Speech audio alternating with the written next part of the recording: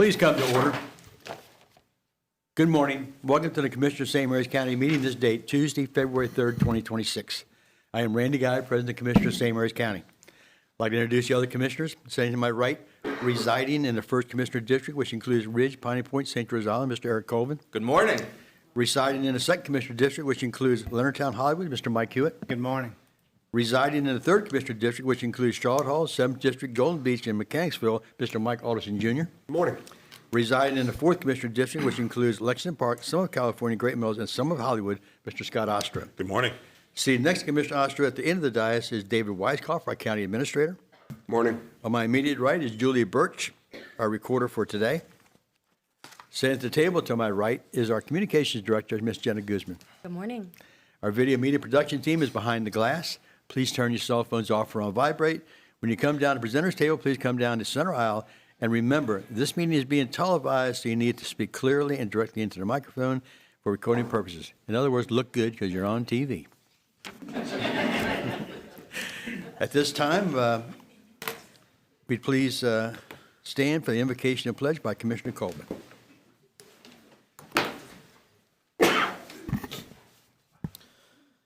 God Almighty, this morning we pray for understanding and peace.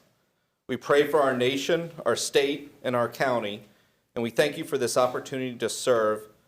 We ask for your guidance and wisdom as we do the work that's set before us. In your name we pray. Amen. Amen. Please join me in the pledge. I pledge allegiance to the flag of the United States of America and to the republic for which it stands, one nation, under God, indivisible, with liberty and justice for all. You may be seated. Thank you, Commissioner Colvin. Thank you. Next, we need to approve the consent agenda. So moved. Second. Have a first and second. All in favor? Aye. Any opposed? Ayes have it. Next, we have numerous proclamations this morning. And so, Commissioners, I'll go forward. First, we have the Black History Month proclamation.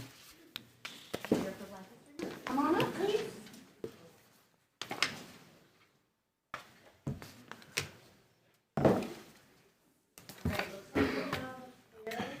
I am going to have some of the group circle back around, so if you're a little bit taller.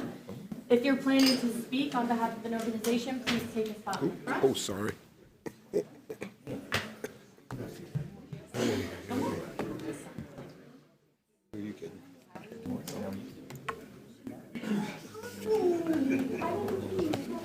Where's my girlfriend?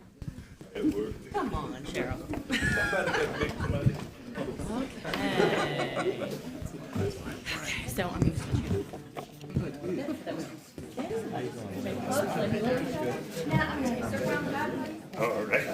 Okay. Gentlemen, if I could have you circle around the back for me, I'll come around and help in just a second and get the front line straight. So I'm going to have you guys stand on these. Maybe try to find a spot that you can look in between.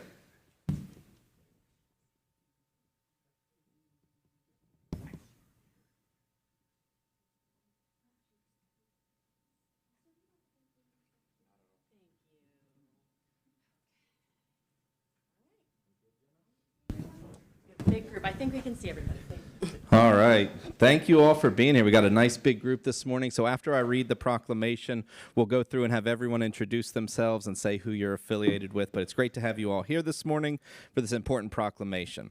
Proclamation reads, whereas in 1926, Dr. Carter Woodson, founder of the Association of the Study of African American Life and History, initiated National Negro History Week in February to coincide with the birthdays of Frederick Douglass and President Abraham Lincoln. And whereas in 1976, February was officially recognized as Black History Month, providing an opportunity for reflection, celebration, and education on the significant contributions of African Americans to the economic, cultural, educational, spiritual, and political development of the United States. And whereas St. Mary's County possesses a heritage deeply rooted in the profound narrative of Black history and is home to 4 historical sites that are part of the National Underground Railroad Network to Freedom. The Old Jail Museum in Leonardtown, historic Sodderly, the McCall Plantation at St. Mary's College of Maryland, and Point Lookout State Park all stand as testaments to the indomitable spirit of those in bondage, their quest for justice and equality in the face of adversity, and their enduring legacy in our community. And whereas the Drayton African American Schoolhouse and U.S. Colored Troops Interpretive Center and Memorial in Lexington Park also serve as vital monuments conveying the resilient history and vital contributions of African Americans locally. And whereas many local organizations, including the Human Relations Commission, the Museum Division of Recreation and Parks, the National Association for the Advancement of Colored People, the Unified Committee for Afro-American Contributions, the Minority Outreach Coalition, the League of Women Voters, Historic Sodderly, St. Mary's County Black History Coalition, Omega Psi Phi Fraternity, the National Coalition of 100 Black Women Southern Maryland Chapter, St. Mary's College of Maryland, and Historic St. Mary's City remain steadfast in their commitment to safeguarding and sharing these important histories and to the advancement of equity. Now, therefore, we, the Commissioners of St. Mary's County, do hereby recognize and celebrate Black History Month, honoring the profound impact of African Americans in our community. Furthermore, we encourage all residents to explore these historic sites and participate in the diverse range of educational and cultural activities throughout the month, fostering a greater understanding of our shared history and promoting unity, equality, and justice for all. Signed, all the commissioners, this date, February 3rd, 2026.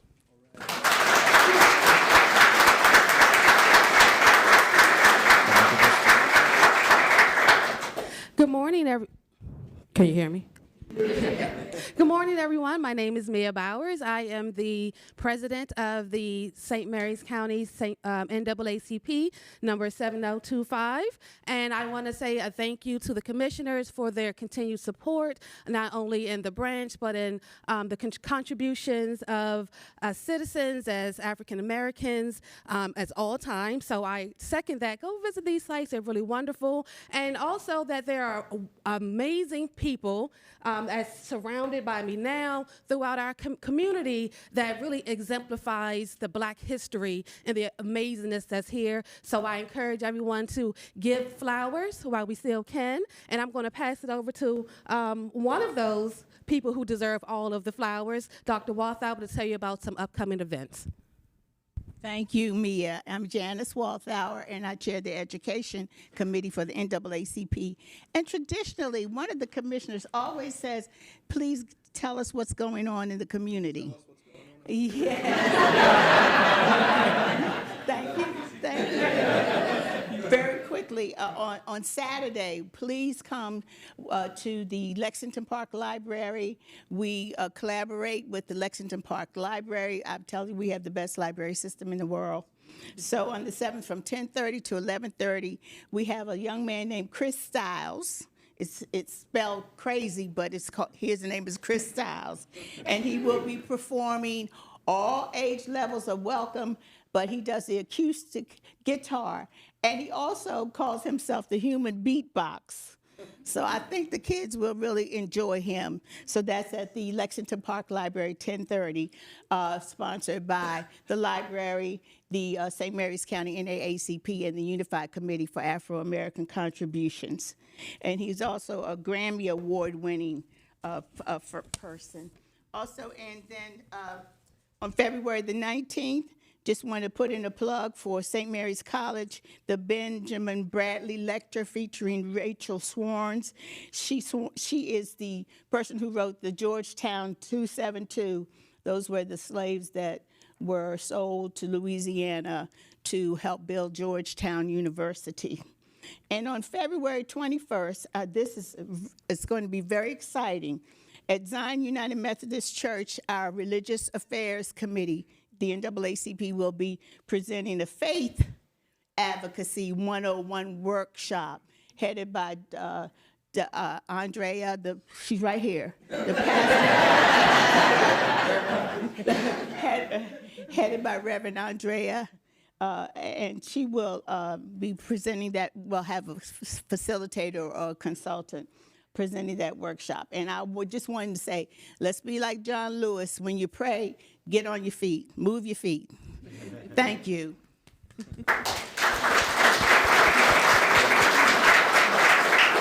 I'm Karen Stone, the Museum Division Manager for St. Mary's County, and I also want to second the thanks to the commissioners for recognizing all of the agencies, sites, and museums that preserve and teach African American history here in the county.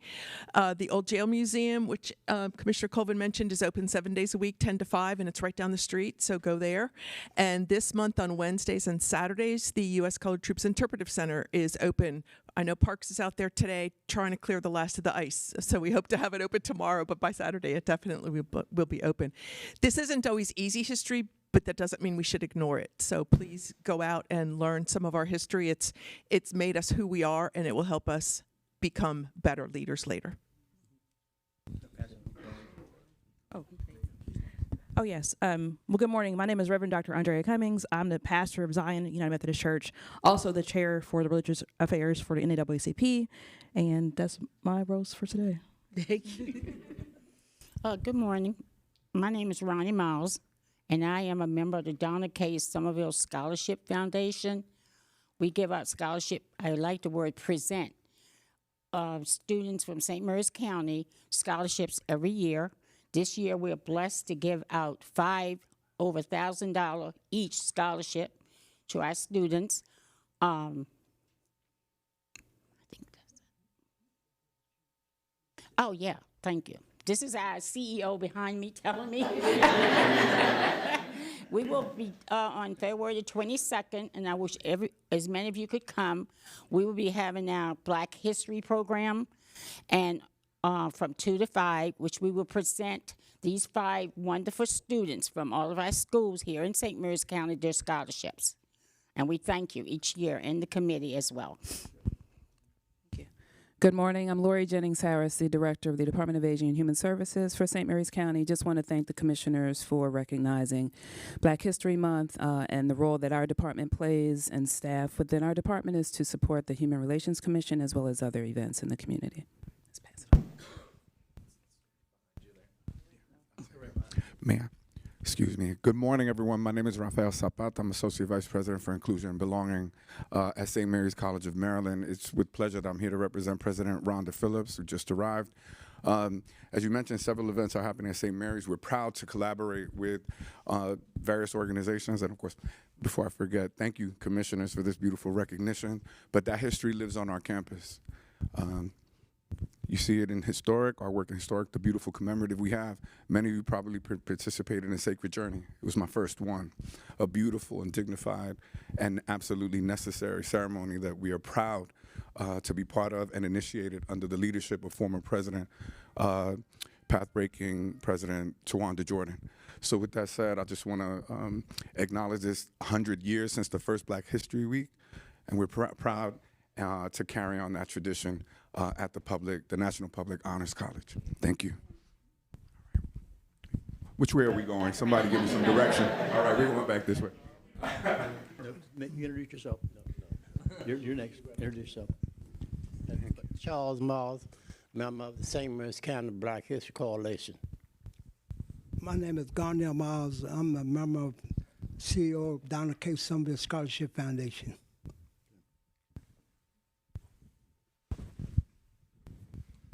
Max Lavasser, member of the Human Relations Commission.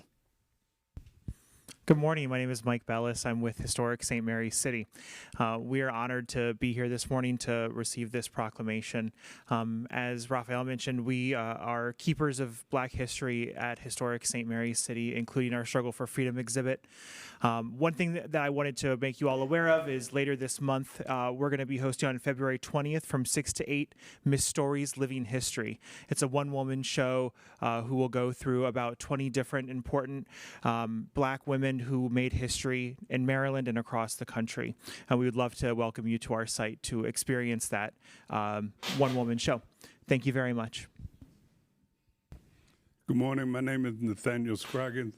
I'm the director for the Minority Outreach Coalition and past president for the Unified Committee for Afro-American Contributions. Troy Cowan, the old man of Lexington Park, here supporting the NAACP and UCAC. Hi, I'm Joanna Colvin. I'm a member of the Human Relations Commission. Hi, I'm Adrienne Mathis. I'm a member of the Human Relations Commission and also Historic St. Mary's City Commission. Hello, I'm April Yates, and I'm here for the National Coalition of 100 Black Women. Good morning. Thank you, Commissioners. My name is Michelle Lyons. I'm the president of the 100 Black Women of Southern Maryland. And we proudly say we are the largest chapter in the state of Maryland, and we're advocates for Black women, girls, and children. Good morning. I'm Norma Pipkin, and I'm with the Human Relations Commission.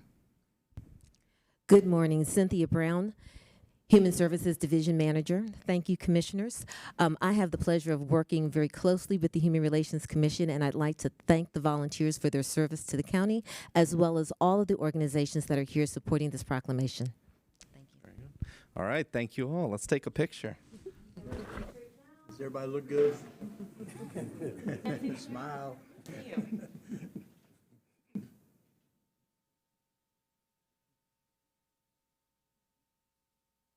Good. Thank you all very much. Thank you.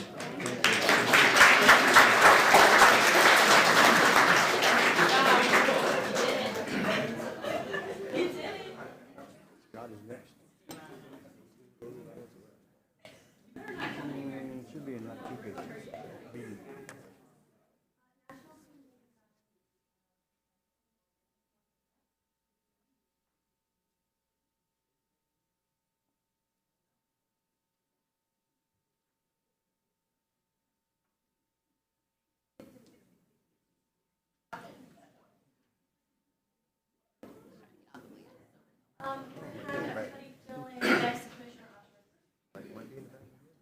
If I can have you around the back. How you doing, Taylor? Hey, Ben, how's your old man doing? All right, if you are a little bit taller, I'm going to have you circle to the back, please. Would you like to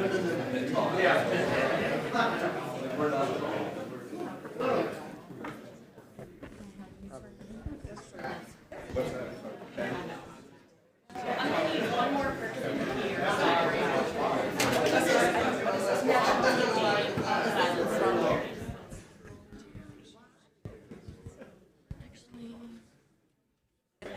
In the back, if I can have you step this way a little bit. Thank you.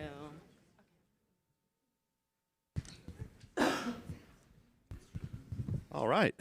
Well, I'm privileged to read this very important proclamation. Whereas dating violence is a significant issue impacting individuals of all ages, races, genders, sexual orientations, and socioeconomic backgrounds. Whereas 1 in 3 teens will experience physical, sexual, or emotional abuse from someone they are in a relationship with before becoming adults, with 1 in 5 in a serious relationship where they have been slapped, pushed, hit, threatened, or coerced by their partner, with breakups being a time of even greater risk.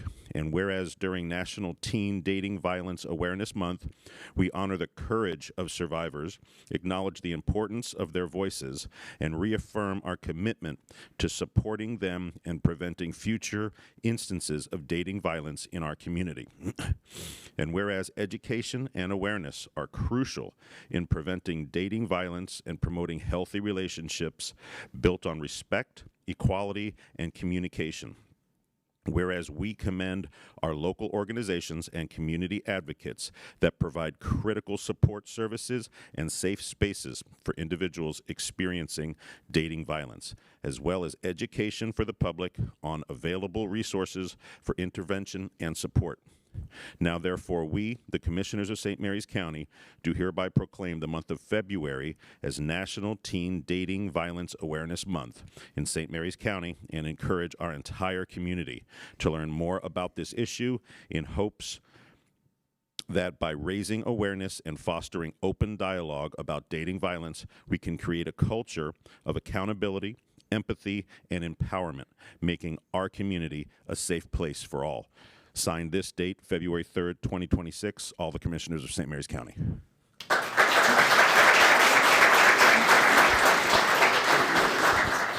Hi, good morning. My name's Taylor Spencer Davis. I'm the Deputy Director at the Southern Maryland Center for Family Advocacy. I'm also the co-chair of the Family Violence Coordinating Council and the Violence, Injury, and Trauma Action Team for St. Mary's County. I just want to thank the commissioners for consistently recognizing this important month. I wish I had lots of events that were going on in our school system to tell you about, but St. Mary's County Public Schools have not allowed us to do that education since before COVID.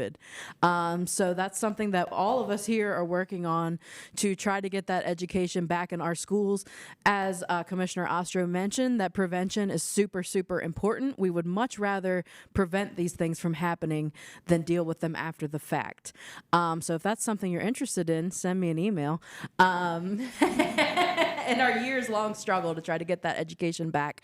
But that being said, the Center for Family Advocacy is continuing to provide services to survivors free of charge, 24/7, 365.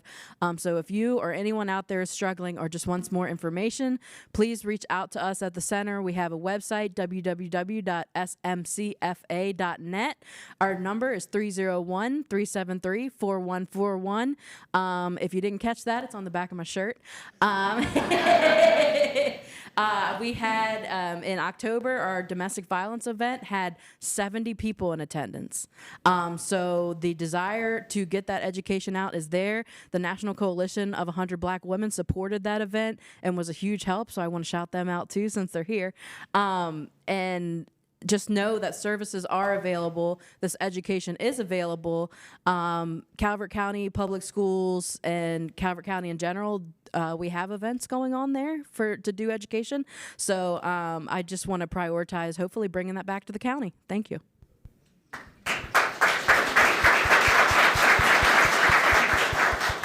My name is Dara Arnold. I'm an assistant director in the emergency room at MedStar St. Mary's Hospital, and I also lead the forensic nurse examiner program there.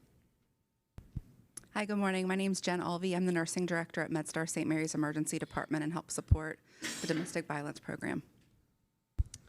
Hi, my name is Melissa Willie. I am the mom of Jalen Willie, who was shot at Great Mills High School in 2018 in a domestic or dating violence situation. Hi, I'm Cerise Woodard. I'm one of the forensic nurses at MedStar St. Mary's Hospital. I'm an advocate, speaker, trainer on this very topic. Good morning again. I'm Lori Jennings Harris, the Director of the Department of Aging and Human Services. And though this is a proclamation about teen violence dating, it's a good opportunity to bring focus to the need for people to get help if they are young adults or adults experiencing domestic violence. Hi, my name is Charlene English. I'm one of the forensic nurse examiners there at St. Mary's Hospital. Good morning, Melissa Rodriguez, St. Mary's County Commission for Women.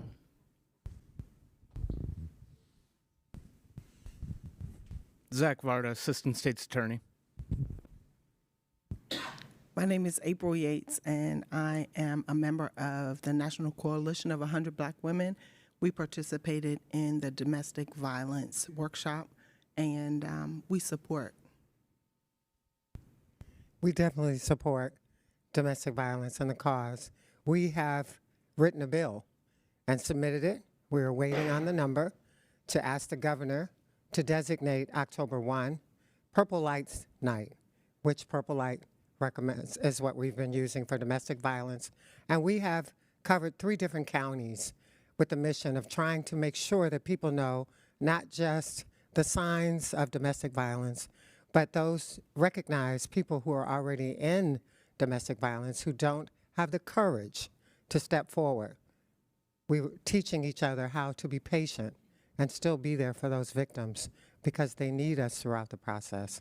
So domestic violence is one of our main initiatives, and you hear us throughout all of the counties. We've been from Prince George's to Anne Arundel to Calvert to St. Mary's and to Charles on Purple Lights Night. You can see us from October 1 through October the 4th in all of the various counties. Please join us. Thank you for being a partner with us, bringing us to St. Mary's, and I pray that we get back in the schools. Good morning again, Cynthia Brown, Human Services Division Manager, and I'd just like to thank all of the agencies and the organizations represented here today because they make that effort to work collaboratively to create a system of care that addresses this very serious issue. Good morning. I'm Norma Pipkin. I am currently with the Violence, Injury, and Trauma Action Team with the Health Department. Previously, I was with the Commission for Women. Prior to COVID, we did have annual events in each of our high schools. They work. Kids need to know the signs and symptoms of unhealthy relationships. Once they learn those, they share it with their peers. Their peers recognize what's going on. They listen to their peers more than they listen to mom and dad. The education needs to happen with the young people, and then that prevents the others, the adults, from entering into those unhealthy relationships. I join this group in hoping we can get this back in our public schools. Thank you. Very well said. Let's take some pictures. Everybody look good, smile, get ready for a picture.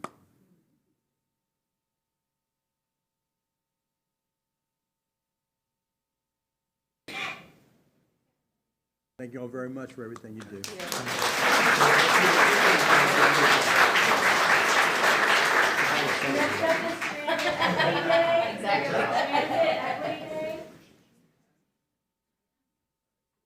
Transit equity. That one goes over there.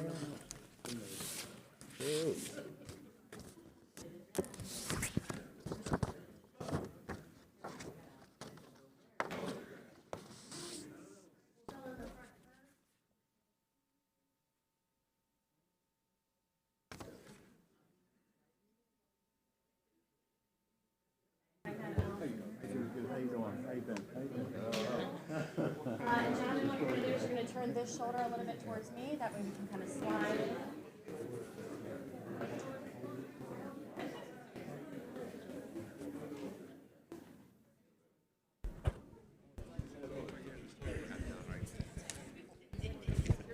That's right. Well, good morning, everybody. Good to be up here to talk about Transit Equity Day. And just real quick side note on transit in the county, we're going to hear some really good numbers about our transit system. So you all need to stick around and pay attention to that. So whereas Rosa Parks, an iconic figure of the civil rights era, boldly refused to give up her seat on an Alabama bus in 1955 as a powerful act of resistance against segregation in the transit system. And whereas we commemorate Rosa Parks' birthday, February 4th, by declaring it Transit Equity Day, recognizing her courageous stand as a catalyst for asserting public transit as a civil right.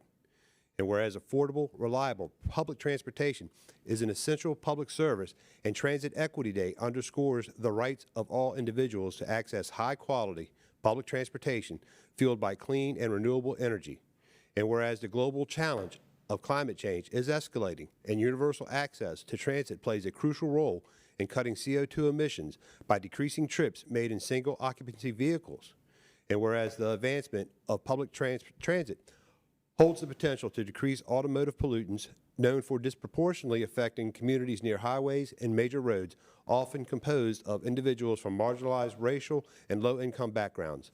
Now, therefore, we, the Commissioners of St. Mary's County, do hereby declare February 4th as Transit Equity Day, honoring the legacy of Rosa Parks and advocating for equitable, clean, and renewable public transportation as a fundamental civil right. This date, February 3rd, 2026, signed the Commissioners of St. Mary's County.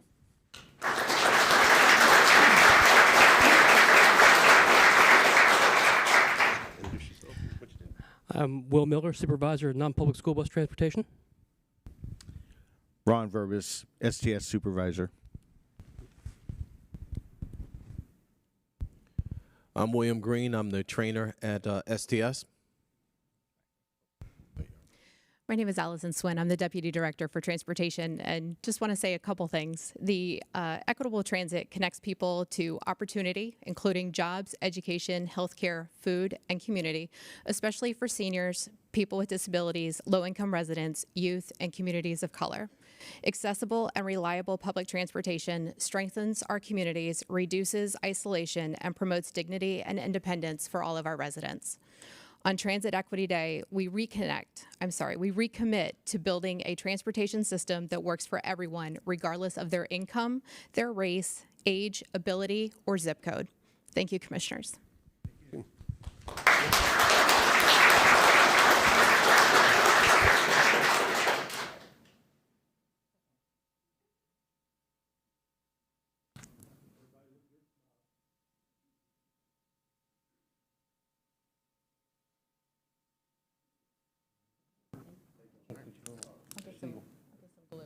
National Library Lovers Month is next.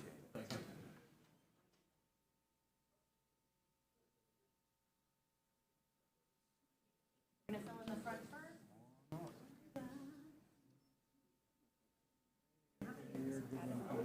You can give it to Michael. If you are a taller individual, I'll have you look around the back side, please. If you're taller, please look around the back side.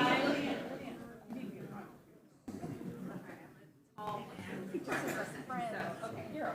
We got a very tall one right behind you.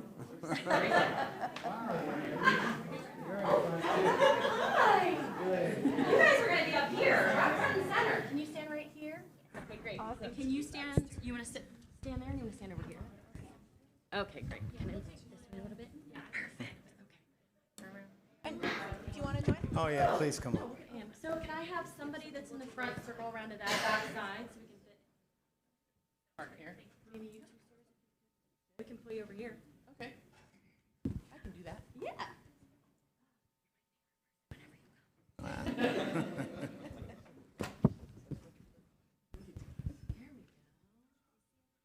Wow, what a great group. Well, young ladies, welcome to the Commissioners' meeting. Very nice. Always good to have young people here. We want to impress upon this. Now, National Library Lovers Month. I call myself a library lover because I moved to St. Mary's County a little over 63 years ago. I was born in Maine. Up in Maine, we had snowstorms like we had this past week all the time. We had 8 kids. I was the 5th. My mother had to do something with us cooped up in that small apartment we lived in and would take us to the library. It was a wonderful experience, and it made me a lifelong library lover. I also like to say 11 years ago this week, we started discussions to get the new Leonardtown Library built. They were going to renovate the old armory at the time, and today we got a wonderful library that needs additional parking along with the Garvey Center. So, with that said, whereas February is celebrated nationwide as National Library Lovers Month, a time to recognize the indispensable role libraries play in fostering literacy, lifelong learning, and community engagement. And whereas St. Mary's County Libraries serve as a vital cornerstone, providing free and equitable access to information, technology, and diverse resources for all residents, regardless of age, background, or economic status. And whereas libraries offer more than just books, acting also as community centers, digital literacy hubs, research labs, and safe spaces for connection, creativity, and personal growth. And whereas library staff are dedicated professionals who connect people with knowledge, offer expert guidance, and adapt services to meet evolving community needs, from early literacy programs to job-seeking resources. And whereas the Friends of the St. Mary's County Library is an organization of dedicated library lovers which has been focused on financially supporting and advocating for library as a group and individually since 1992. Now, therefore, we, the Commissioners of St. Mary's County, hereby proclaim February 2026 as National Library Lovers Month in St. Mary's County and encourage all residents to connect with their library by visiting in person or accessing resources and services online. And consider further supporting our local libraries by becoming a member of the Friends of St. Mary's County Library. This date, February 3rd, 2026, signed the Commissioners of St. Mary's County.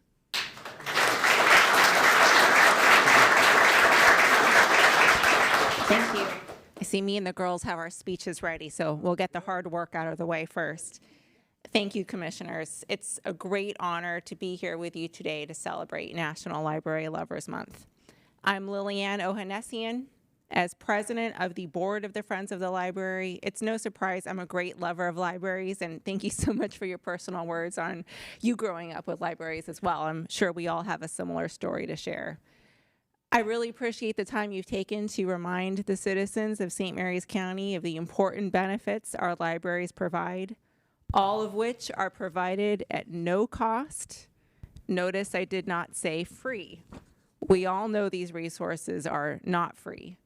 The Friends of the Library appreciates the value that you put on these services by funding our local libraries, and trust you'll continue to do so even as budgets tighten.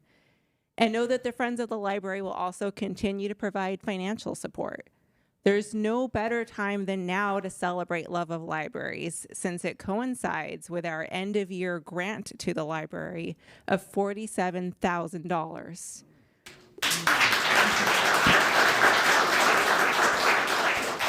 And it gets better than that. That was just enough to take us over our milestone of $1 million in total contributions since we were created in '92. Those contributions go a long way toward ensuring the library can continue its mission to serve the county. But our contributions would not be possible without the support and dedication of our community, which donates thousands of books each year and then turns up to purchase thousands of books at our spring and fall book sales and our online store. Our contributions would not be possible without the legion of volunteers, some of which are here today, who selflessly and tirelessly provide thousands of hours each year to help our nonprofit run smoothly. I'm grateful for their dedication. Thank you. Commissioners, I invite you to take a moment to visit one of our libraries during National Library Lovers Month. I'm confident you all will fall in love too. Who wants to go first? You feeling up for it? You got to give your name and then. Okay, all right. Hi, my name is Lucy and I'm 10 years old. The library is like my favorite place to be. In fact, I love it so much that's where I chose to spend my 10th birthday.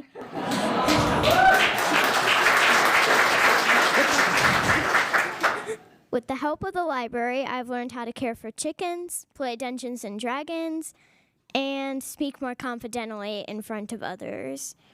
I found a lot of my favorite books from the library, and I always look forward to the summer reading challenges. I love going to the library, and it's a very important part of my life. Thank you for supporting the library.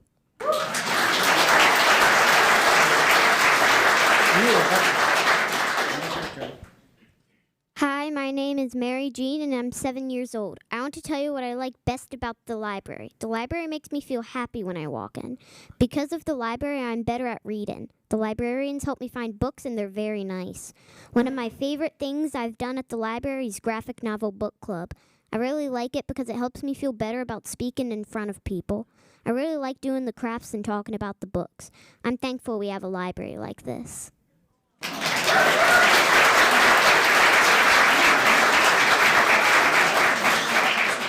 It's hard to follow that. I'm Mary Ann Bowman. I'm the Deputy Director of the St. Mary's County Library, and I just want to thank the Friends for that wonderful contribution over the years. They are amazing. Their book sale is amazing.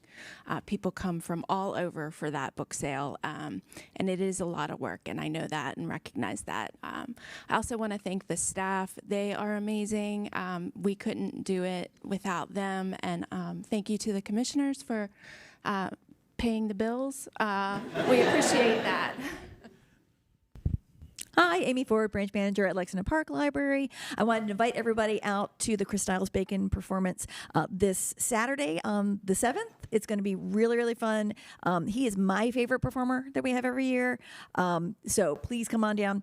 And then I also want you all to be able to come in and enjoy our makerspace. The friends have contributed to building that makerspace. It's going to be open later this spring, and we're going to do a lot of teaching and learning in that space. So come and see it. Good morning. I'm Amy Dickinson. I am the branch manager of the Leonardtown Library, just right around the corner. I do hope all of you come and visit. It is a really beautiful space. We have the benefit of enjoying it alongside with the Garvey Senior Center. And every time, it's always a real joy when people come in and it's the first time they see the library and they walk in with this sense of awe of, wow, I didn't know libraries could look like this. So I really encourage you to please come and visit us and experience that joy. Hi, I'm Carol Wilson. I'm with the Friends of the Library. I'm new to this organization, but I'm very excited to be part of it at this time. I'm Sarah Giles. I'm a volunteer with Friends of the Library. These are my babies. Our family is living proof of what happens when a community invests in its library. My children started their library journey in baby story time and stuffy sleepovers. Today, they're there playing Dungeons and Dragons, attending the monthly bookworm club, and annihilating their poor mother at the Lexington Library's chess table. In addition to all of the fun, the library has also shaped our life in very practical ways. A winter sewing workshop gave me the confidence to start a native plant garden that now benefits our local wildlife and has become a hands-on science lesson for my kids. Books on homesteading helped us start a vegetable garden and take the plunge into raising backyard chickens. As a homeschool parent, the ability to print materials, reserve a study room to plan lessons, and borrow books on every subject imaginable has been immensely valuable.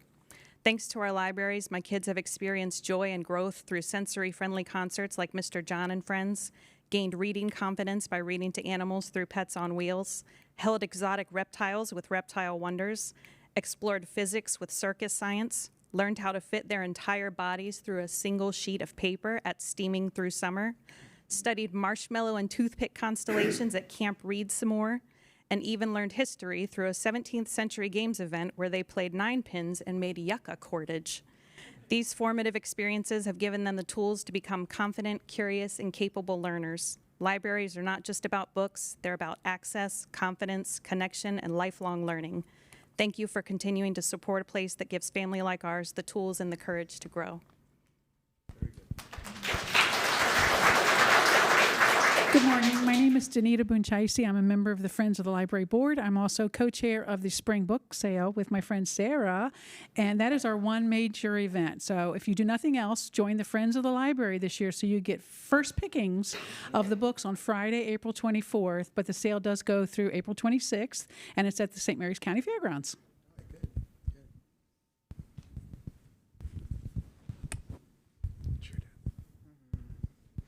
Good morning. I'm Judith Gwynn. I'm a trustee on the St. Mary's County Library Board of Trustees. We are a group of 7 volunteer citizens that serve the library. Probably one of the most rewarding and challenging jobs I've ever had. We work with the amazing staff at the library. We're here to serve the library and the citizens. We have openings, at least one a year, so keep your eye out and please consider serving as a trustee. Sorry. Hello, my name is A.M. Dillon. I am the Grants and Development Coordinator for St. Mary's County Library. I want to thank the commissioners always for your support, for the Friends for the incredible support that you give us, and to our community who continues to support us and help us be the place that these kids are saying are so wonderful, because they're right. Good morning. I'm John Bakke, and I'm the membership chair for the Friends of the Library. We now have about 800 members and growing. We'd like to make it 1,000. You can help us get to that goal. Good morning. I'm David McGowan. I have the pleasure of serving on the board of the Friends of the Library, but also working in the sorting room, which is behind the new Board of Elections, which we appreciate the commissioner's support for our little place to receive donations. So if you have games, books, puzzles, CDs, DVDs, anything like that, we'll be happy to take them, and I'll look forward to seeing you there. Good morning. I'm Michael Blackwell, and I have the honor of being the director of St. Mary's County Library.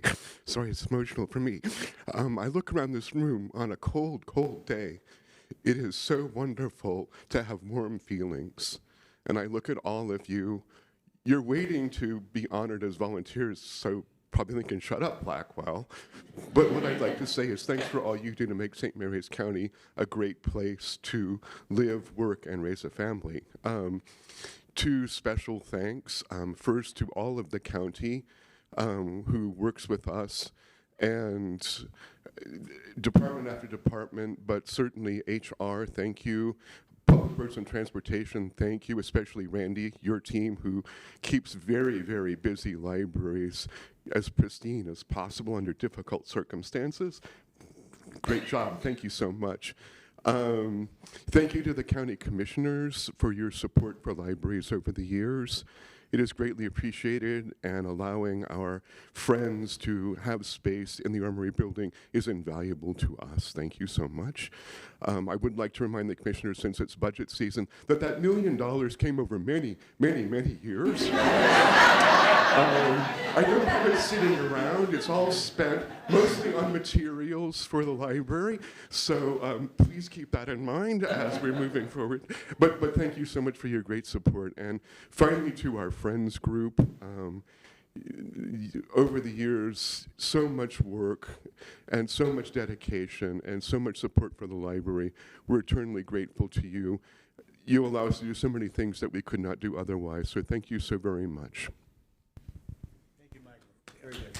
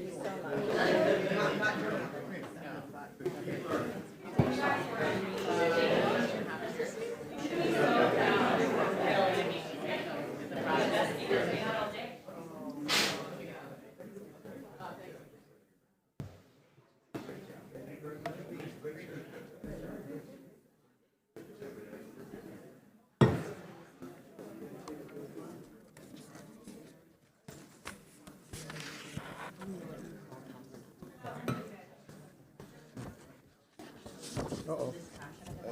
This thing keeps popping out here. Where's that go, right there? No? Good try, though. I'll have you hire you in my office when you leave here. Help me, help me. Help me. Come on, I need Oh, I'm sorry. Okay.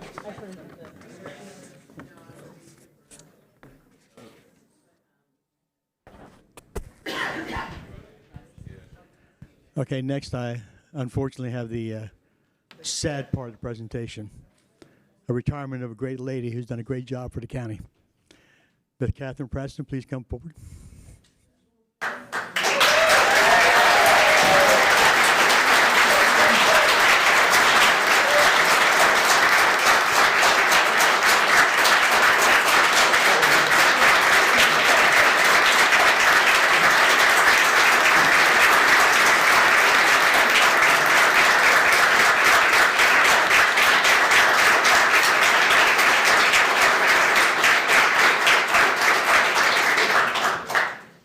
For those of you who don't know Catherine, which most of you must know her,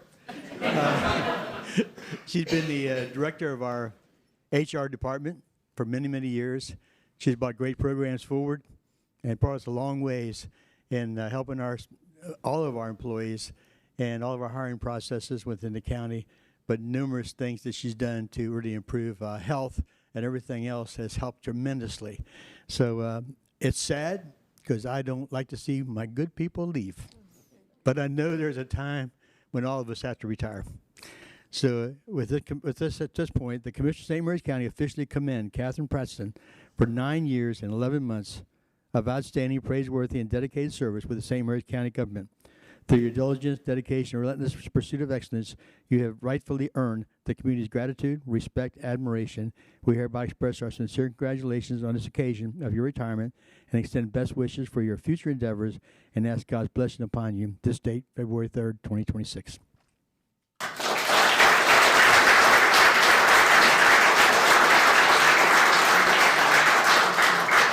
Say a few words. I will. I'll try. Oh, thank you. She can speak very well. Well, no. Yes, you It's- can. This is a little more emotional than I expected, so thank you. It's just been a pleasure. The colleagues and the friends that I've had the opportunity to work with and collaborate with have meant so much, and I'm so proud of the work we've done and all of the support from all of you, so thank you. She's done a lot more than she just said. A lot more. You have no idea. And just hiring people is unbelievable. The process that she put in place and what we do every time we hire somebody, and plus the programs that's put in place for our citizens. I mean, actually, the workers in our county and the schools too. Really, all these things that we have done here to make it a great place to work. Number one, but improves the quality of the work that we have. Believe it or not, we just had a sort of little reduction in our, or at least it didn't go up that much as far as the health insurance. Exactly. So the things that you do to get your employees to, do a little walking, some exercise, good health. We got a health center now opened up to help people out, and so it's made a big difference. And we're proud of what you've done for us. Thank you. Thank you very much. Team. Takes a team. I know it takes a team to do all that, but she's been the leader of the team. Oh, thank you. And we're going to miss her very much. Be hard to replace. Thank you. Thank you.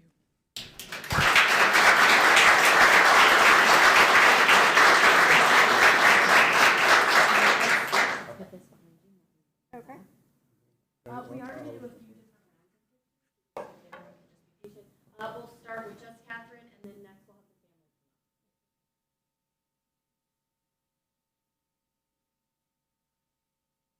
the family members, if you'd like to come up.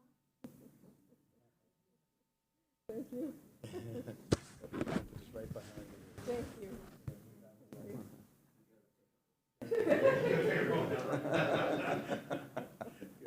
Good.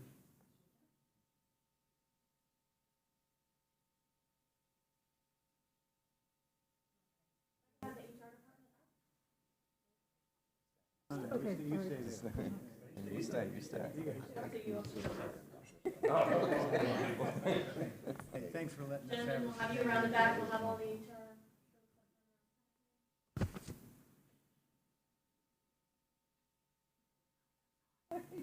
On this side, lady.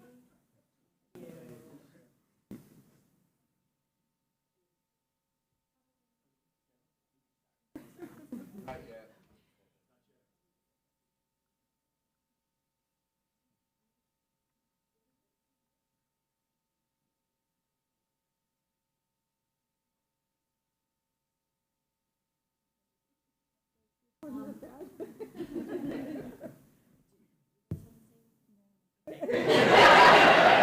right, next I'll have the county administrators and directors,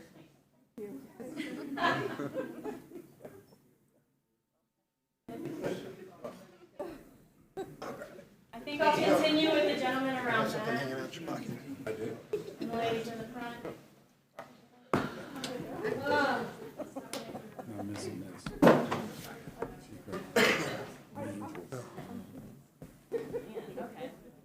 Okay. Well, we will have Dave in the front then. All right, let's slide down. Oh, can I have you hold that?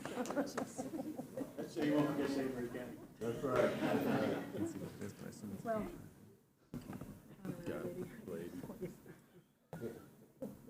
Everybody look good, smile. Talking to me.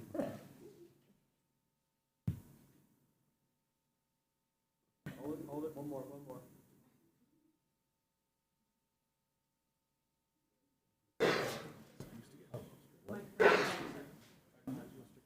Oh. No, I didn't have it. It should be on, right? Because okay. I'm sorry. I didn't prepare anything because to prepare for this day would be to acknowledge it was coming, right? I mean, everybody is going to miss her, especially me. We got really close when the former county administrator took ill, and we started off as co-county administrators because they didn't trust me that much, right?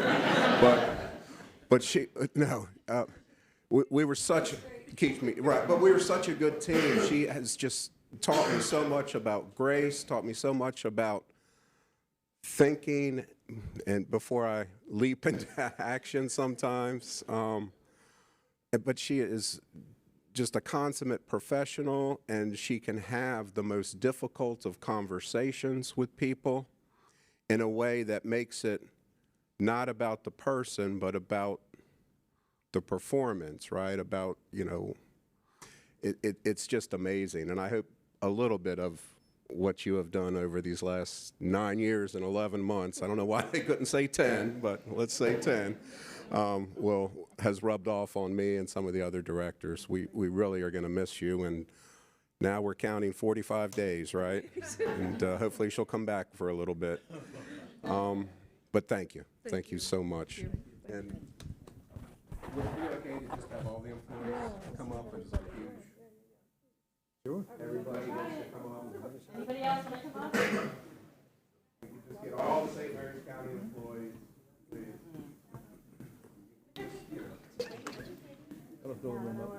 Well, I'm happy to stand in the back. Someone short can stand next to me. Yeah. Back here. Oh, that's way too tall. Stand on the chair. Sorry, I'll go in the front. Here is the second row.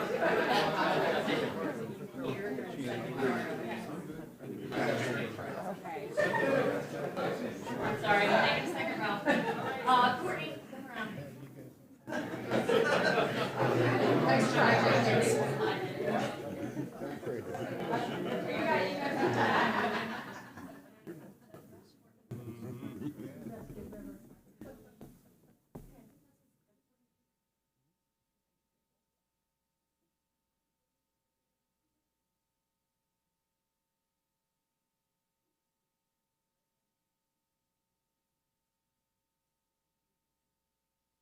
All right, thank you all very much.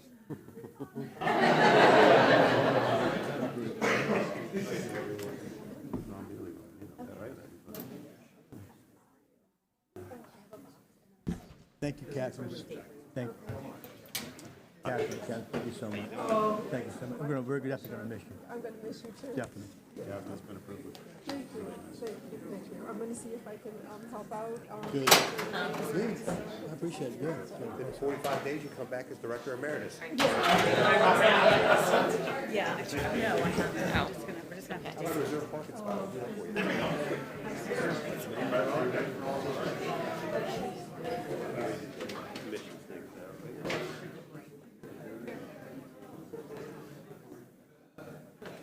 Good morning.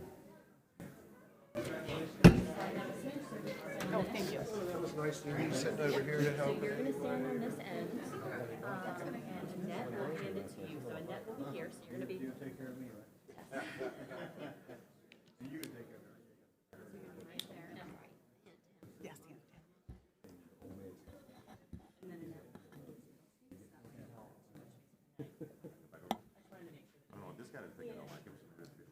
Next, we have the boards, committees, and a presentation right now. So, for your name. Good morning. Welcome to our boards, committees, and commissions recognition ceremony for members serving during 2025. Each year, we recognize the invaluable work you, our citizen volunteers, provide. St. Mary's County has 37 boards, committees, and commissions with over 200 citizen volunteers who provide the commissioners with valuable insight into the county's needs. This morning, we would like to show you our appreciation for your dedication and hard work throughout the year with a certificate of appreciation. When I call your name, please come up to be recognized and remain standing for a group photo. If you weren't able to RSVP but were able to make it, please come forward when your board, committee, or commission is called to be recognized. First board we have is the Administrative Charging Committee, Joyce Dyson. I don't think Joyce is here. Okay, we're going to move to the next board. Adult Public Guardianship Review Board is Katie Werner.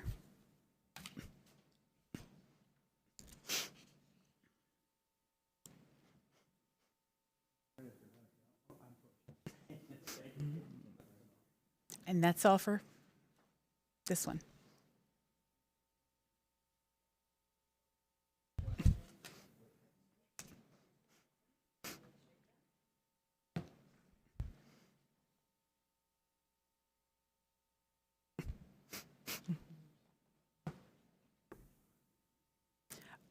Also Robin Johnson. I apologize. Yes, sorry. Do we have Robin Johnson? There it is. Sorry about that, Robin.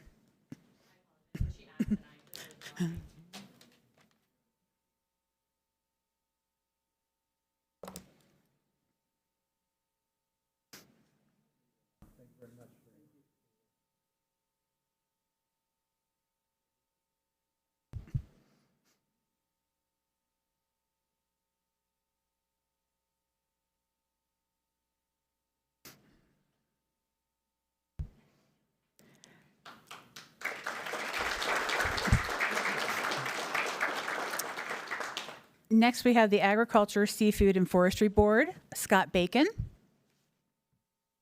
and Joseph Wood. Okay, Mr. Wood wasn't able to make it. He wasn't sure. That's it for that then.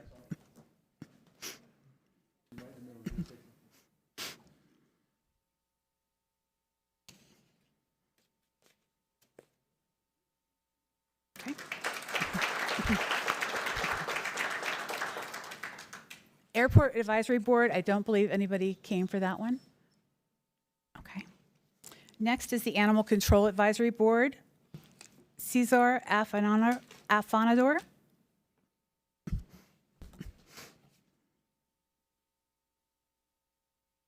Anyone else?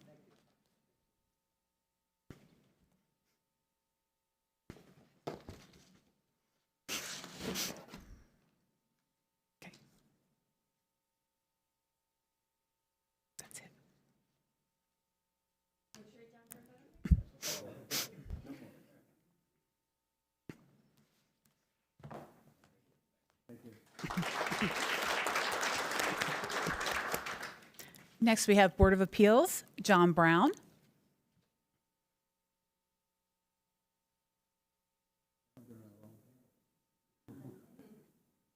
And I don't believe anybody else is here for the Board of Appeals.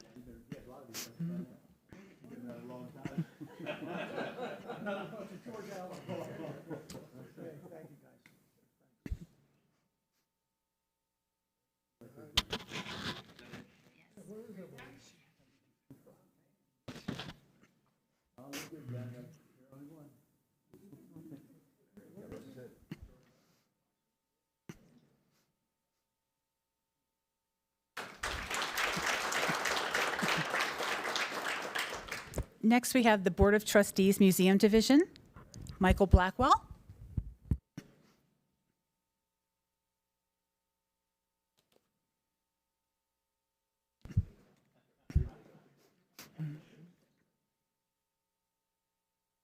That's all we have, Commissioner Guy.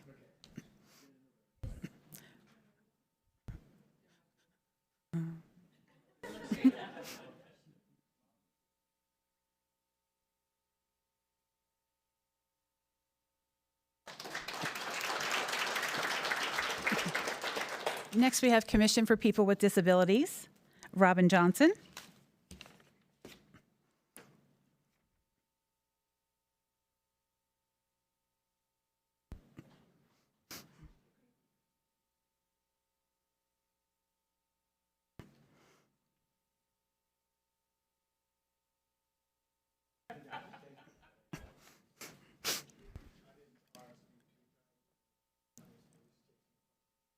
Oh, Maurice, okay. He doesn't get a certificate. He's just taking a picture. He doesn't get a certificate.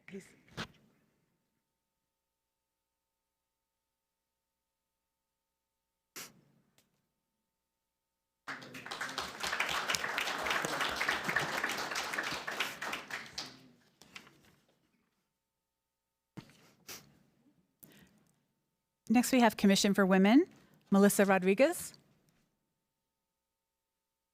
She must have left. And Taylor Spencer Davis, did she leave also? Okay. Next, we have Commission on Aging. We have Rowena Bazio.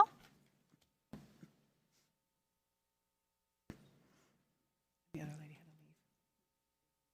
had to leave.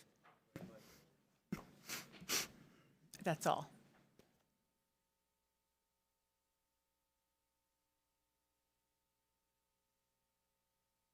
That's it.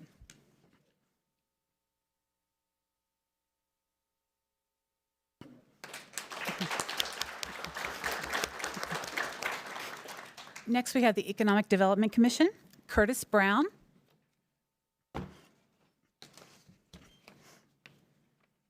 Matthew Bergen. Dr. Dale Moore.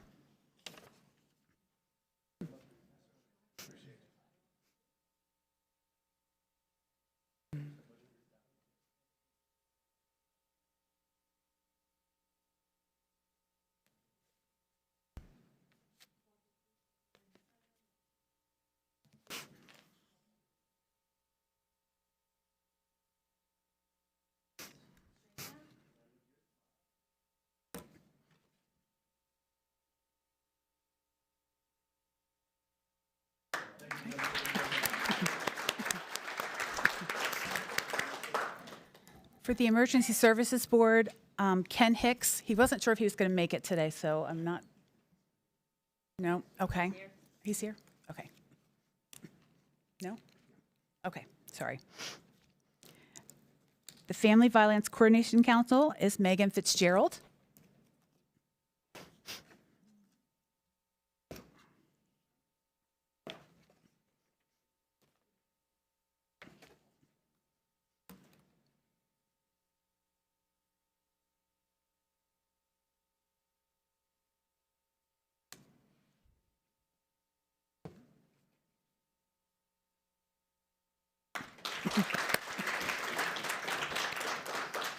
Next, I have Historic Preservation Commission, Jocelyn Copeland,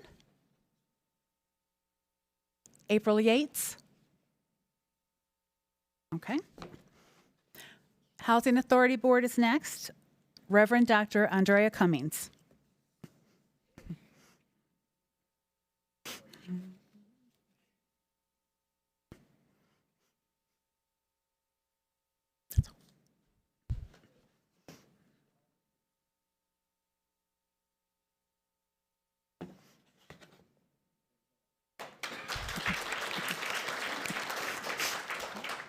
Human Relations Commission, Joanna Colvin. Adrienne Dillahunt. Max Levisure. And Norma Pipkin.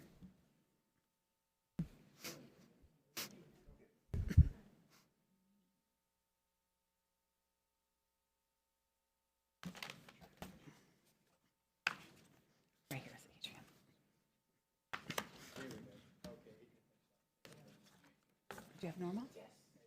Okay. Okay.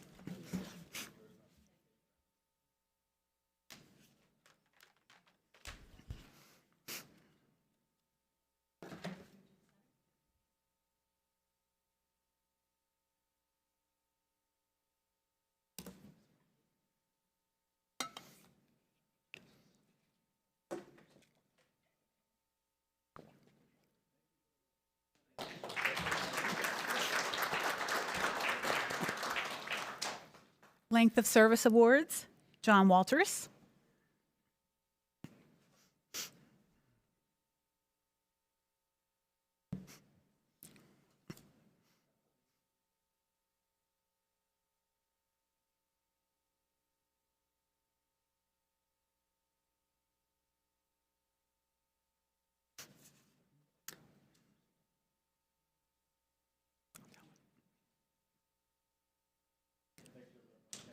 Mr. Walters, you stay right here. You're up next, too.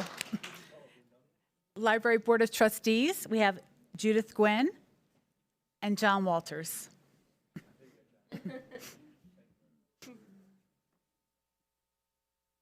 Oh, she's here? Oh, Dorothy Waters, sorry.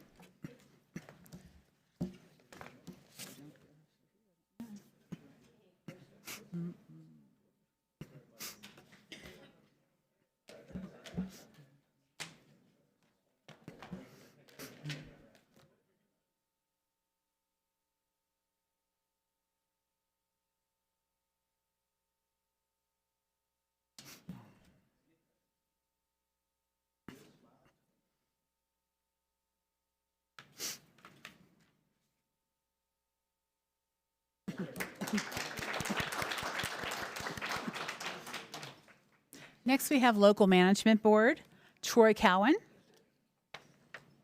and William Hill.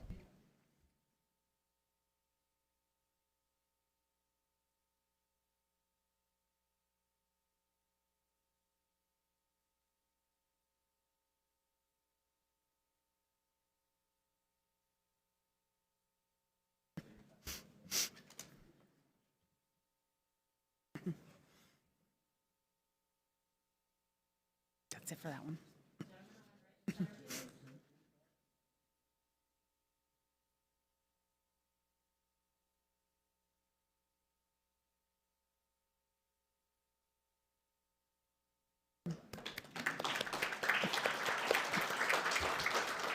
Next, we have the Metropolitan Commission, Roy Alvey and John Plesey.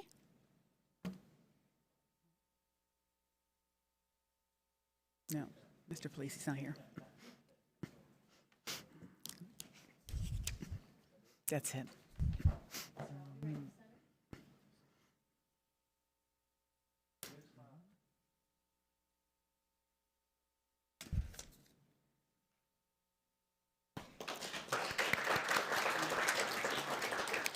Next, we have the Planning Commission, Judith Filius.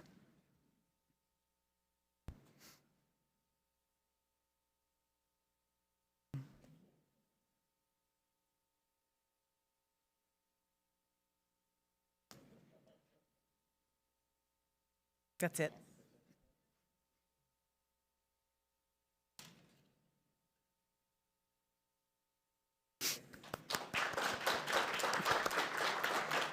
Next, we have the Plumbing Gas Fuel Board, John Fluhart. Didn't come? Okay, he didn't come. Okay, next we have the Property Tax Appeals Board, Max Levisure.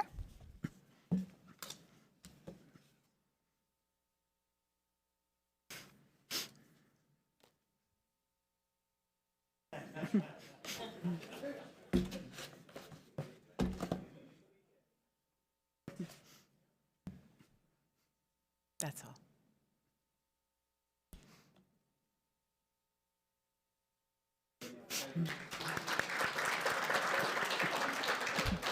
Next, we have Recreation and Parks Board, Nathaniel Scroggins.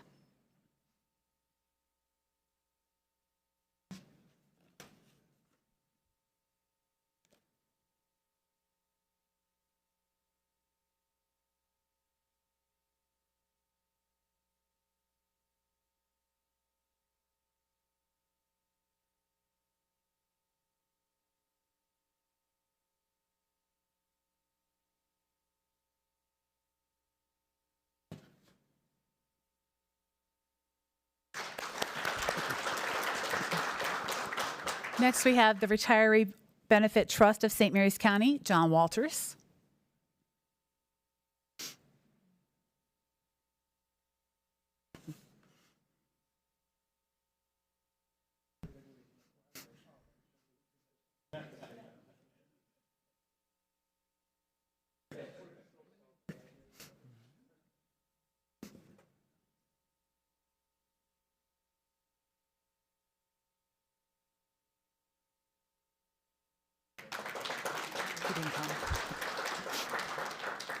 Next, we have the Social Services Board. We have Michael Blackwell, Megan Fitzgerald, Tony Lawrence, Kimberly Quaid, and Ebony Rothwell.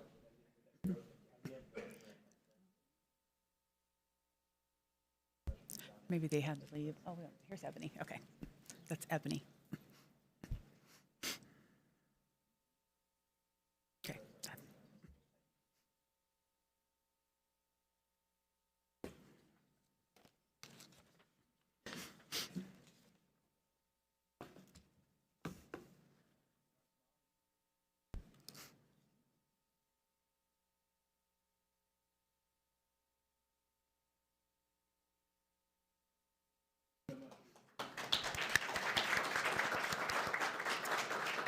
Next, we have the Transportation Advisory Board, Rowena Bazio and William Hill.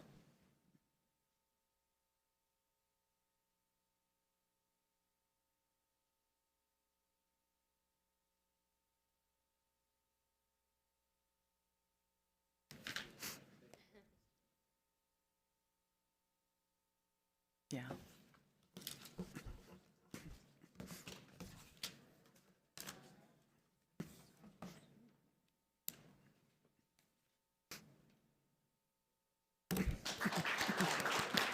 And this concludes our ceremony. Thank you all so much for coming, and thank you for your service.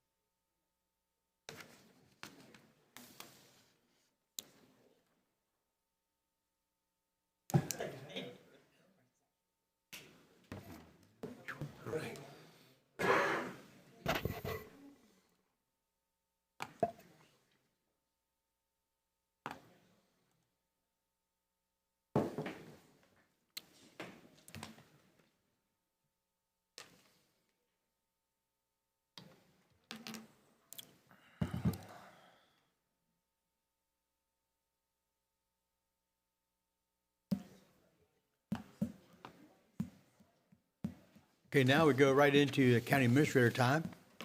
Thank you, Commissioner President Guy. And we'll start, as we always do, with the draft agendas for February 10th and February 24th. There will be no meeting on February 17th. On February 10th, you'll meet at your normal time and place and have a proclamation for National Engineers Week, followed by Department of Finance Capital Improvement Program update and Chopticon High School Multi-Systematic Renovation Built to Learn Act Funding Memorandum of Understanding, followed by County Administrator time, Office of the County Attorney for legislative updates, Commissioner time, adjourn, and then have a budget work session at 1:30. On February 24th, you'll start at your normal time and place, followed by a commendation for Dr. Deborah Denny, the middle school principal of the year, followed by a 9:10 Department of Land Use and Growth Management public hearing for a revised text 0112 amendment to allow use type 28 in RCA overlay district, followed by County Administrator time, Office of the County Attorney legislative updates, Commissioner time, closed session for legal advice, adjourn, and then have a budget work session at 1:30. And first up is the Department of Public Works and Transportation for the reallocation of fiscal year 26 SSTAP funding. See Director John Norris, along with Deputy Director Allison Swint approaching. Morning, Mr. Norris. Well, morning, sir. Morning, President Guy. Commissioners, Mr. Weiskopf, for the record, I am John Norris. I'm the Director of Public Works, joined by Allison Swint, Deputy Director for Transportation. So we're presenting a request for a budget amendment to reallocate funds within the STS, the St. Mary's Transit System budget, to facilitate the purchase of a new support vehicle. The request involves the State Specialized Transportation Program, or SSTAP is the acronym, which provides critical transit services for seniors and persons with disabilities, identifying surplus of $195,995 in our fuel. It's our federal and state funded fuel and oil account, requesting to move these funds to the vehicle new account. Purpose for the transfer is to purchase a new STS support vehicle for the paratransit and ADA transit system. Vehicles necessary to ensure the supervisors can provide adequate oversight for transit operations and to respond to field requirements effectively. Currently, we are using the entire fleet of the STS bus system to provide the ADA and paratransit. A smaller van-style bus or vehicle is more accommodating to the roads and the driveways that we find ourselves having to help these folks get from and to. The action will align our local budget with the grant award and operational needs for the current fiscal year, and the reallocation ensures that we're maximizing our federal and state resources to maintain a high standard of service for our residents. So we're happy to answer any questions. We're respectfully requesting your approval of the budget amendment. So I think this is a good plan. So just so that we're clear, these are vans that have wheelchair accessible lifts built into them. That's Correct. There will be 2 wheelchair securements on each vehicle. Okay. And what they'll do is supplement our existing wheelchair lift buses, STS buses. Yes. So I see here we've had an increase in fixed ridership of 33%, which is great. And then this paratransit ridership of 68%. Yes. Where are these people always been in St. Mary's County and needed this service and just didn't use it? Or where'd this, how Yes. did it So jump so our much? ridership is counted by trips, not people. So we could essentially maintain the same amount of people, but increase their rides per day. Okay. Multiple locations in a day versus just maybe to one site and return home. Well, that's I'm sorry. No, go ahead. Oh, that's a key point, that one person might get on and make a transfer somewhere, and that would count as 2 trips, right? Yes. Okay. But again, these are all St. Mary's County residents. Yes. We're not picking them up from Calvert or Charles or anything. We have transfer locations in Calvert and for Charles County up at the Charlotte Hall location. So we may have riders that come in from other counties, but we do not go outside of the county. Okay, we moved to a free bus system Yes. a while back, and the idea was we were going to be able to get to a point when we increased ridership, and it looks like we have. Yes. And it would increase grants. Do we have an idea? I mean, what it looks like so far is, of course, we have increased, and that's great, because I'm sure these are free, right? And that's great.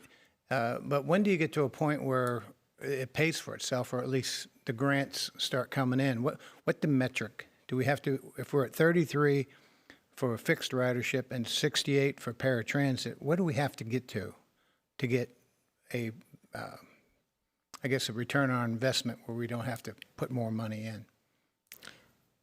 I'm not sure that the next agenda item will address that question okay. fully, Well, good. I'll but let it you- will start to look at the 1.2 additional money we got for. Yeah, because I did look at that too. Yes. Now, next thing I wanted to ask you about, these vans don't require CDL licenses, is that true? Correct. Okay, so anybody with a driver's license can apply. And CDLs we train people for CDLs. Correct. And once they get their CDL, are they required to stay with us for a while, or can they go get a job at a contractor who needs a CDL driving a dump truck? We have a 1-year service agreement. Okay, good. All right. Okay, thank you. Well, I move to approve the budget amendment reallocating $195,995 of FY26 SSTAP funding to purchase 2 transit vans and authorize the Commissioner President to sign all related documents. Second. I have a first and second. All in favor? Aye. Any opposed? Ayes have it. Thank you, Commissioners. Next up, also from the Department of Public Works and Transportation, as Mr. Norris said, is the STS update and presentation. Thank you again, Commissioners. John Norris, Director of Public Works and Transportation. Allison Swint's going to stay with me as the Deputy Director of Transportation. two primary objectives before we get into the slideshow. First is to provide you with the comprehensive update of the STS, St. Mary's Transit System. The second is to request your formal approval of certain key policy updates, including our ADA policy, Americans with Disabilities Act policy, our appeals policy for those that are denied or removed from the eligibility list for ADA, and the disciplinary policy with the code of conduct. Because we are seeing such an increase in ridership, be good to get ahead of that curve and go ahead and express our expectations for the riders. So we're excited to share the updates. The Fare Free Transit and SSTAP, which is the St. Mary's, you have to help me here, Alice. Sure. It's the State Specialized Transportation Assistance Program. Thank you. SSTAP. Expansion approved in June of 2025, when it was effective July 1, 25, has increased the ridership. In June of 25, the commissioners made two bold decisions that transformed our transit system. The first was implementing the Fare Free. The second was extending the SSTAP program to increase accessibility. They've exceeded our expectations at the time. We do have the 33% increase in ridership on the STS. We have a 68% increase in the ADA paratransit. As explained earlier, a trip is getting on and off the bus. One person can make multiple trips, so we're not counting people, we're counting trips. Trips are seats on the bus. The dramatic increase in ridership has a silver lining. The federal funding is increasing. The substantial increases in federal funding are a direct result of the policy changes, because we believe that if it had not been for Fare Free, we would not have seen such a dramatic increase in the ridership in either the STS or the paratransit, and demonstrating that the fare barrier significantly increases the public transit utilization. When will we actually see the federal funding? Do you have a timeline to gauge? Today's agenda, isn't On the next agenda item, we will get to the $1.2 million of federal and state funding increase, and how we're reallocating existing funding of $669,000, if I recall correctly, local match. So we are starting to see and it. it's key that we recognize too that the increased ridership, if we hadn't had that increased ridership, but all of our surrounding counties had their increase in ridership, which they did have because they went Fare Free before us, then they would have received more of that share of money, and we would have probably decreased our share. This funding is from our FY24 reporting. So Okay. with our increased ridership right now, we will see that in FY28. Okay, so FY28 is when we should expect to recognize. From this year's FY26 reporting. So this increase is Has not been accounted for yet. Free ridership. Mhm. Okay. Right. Oh, this is pre-free ridership. Yes. Yes. This is based on 2024, before we went free. Good. Okay. The key takeaway from this slide, and I'm not going to read through the number of miles driven because I want to be respectful of your time, but that despite the significant ridership growth, we've successfully expanded the operations and maintained quality service. We have 11 new drivers hired for almost 1 million miles driven and over 217,000 passengers transported. So we do see the Fare Free implementation, bless you, on July 1, 2025. We do have the same numbers, 33% increase in fixed route, 68% increase in paratransit. Perhaps you could explain the June 2025. That did predate me. Because it does say since June of 25. Yes. So it is marked for the end of the month. So that line would essentially be June 30. June 30. Okay. Thank you. Okay, that's FY24. That's FY26. This fiscal year. That is, the dashed line represents the start of FY 2026, our current fiscal year. Okay, okay. Yes. So you've seen a 6,000. Now, what is that, a month? What am I looking at here? Each month, the months are at the bottom, and the line shows the increase. Okay, so numerically we for were at ridership. 18,000 a month, and now we're at 24,000 a month? Yes. As of October 25, yes. Okay. On the next slide, the paratransit growth chart, the visual evidence sustained paratransit demand growth. We've seen the number of rides go up, the ridership go up, but the number of vehicles has not yet changed. Part of the challenge of having the transit system is having the CDL drivers to drive the large buses. Having these vans that you just approved previously will help us increase that blue line north so that we have additional buses, but also help us find people that do not necessarily have to have a CDL, so we're not competing with the local trucking companies to find drivers. Tell me, how does someone get a ride? How do they know if they need to get a ride? I guess they know that through their caregiver or their health provider? Paratransit, both ADA and STEP, are by application only. They complete an application, they're accepted into the program, and as part of that acceptance, we explain how appointments are made, how they can travel, all of those things. So if someone was watching today and didn't know how this worked, what they would do is call who? They could pull an application from the website, or they could call the dispatch office. From the DPW? Yes. Okay. From the under STS page. paratransit or under STS? Yes. Okay. And they would pull a paratransit application, they would complete and submit the application, and then our office would contact them. Okay, good.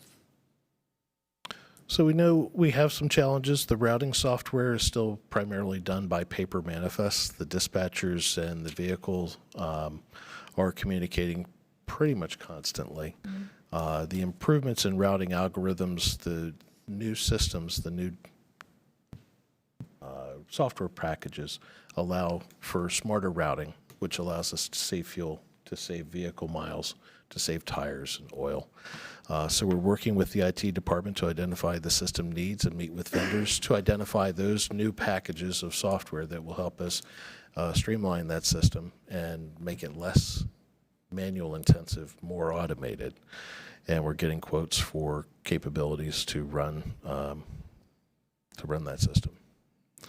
The other identified need is the rider verification. Without having fares, we are using a clicker system, if I recall correctly. As people get on, there's a ball or a strike, and they click the system until it keeps number of trips that that driver provided. We found that the ADA policies were outdated and needed recertification, and we had FTA guidance recommended recertification of a rider eligibility every 3 to 5 years. So part of this package is to take the ADA documents that we had reviewed through the county attorney's office and adopt that as a policy, present that as a policy for your consideration. In there, we're going to provide due process so that if someone is denied access or removed from having access, they will have a mechanism to have that appeal reviewed and determined. You keep a list of people who are denied access? I don't believe we keep a list of those denied access. Those that are eligible for access are listed. Okay. Because there really is not a provision to stop somebody from reapplying, because life happens and they may That's true. become eligible the next day. So we don't want to. I'm just saying, if you had someone who's disruptive or was hard to deal with, and So the code of conduct does address that, yes. Okay. The ADA policies for eligibility on the paratransit routes is an inclusive list, whereas the code of conduct would be an exclusive list. Those would be excluded from service because of their prior acts and activities for a period of time. So if we move on to the next slide, I think we're ready to go. So the group 3,200 registered riders by sign-up date with to start with the earliest. This is part of the recertification plan for the ADA. STS supervisor and the paratransit coordinator will have received training in rider eligibility, and then it's a 3 to 4 year rollout process. Notices would be sent to the riders, those that are currently on the ADA transit, paratransit system, that they will have 6 months to update their doctor's notes.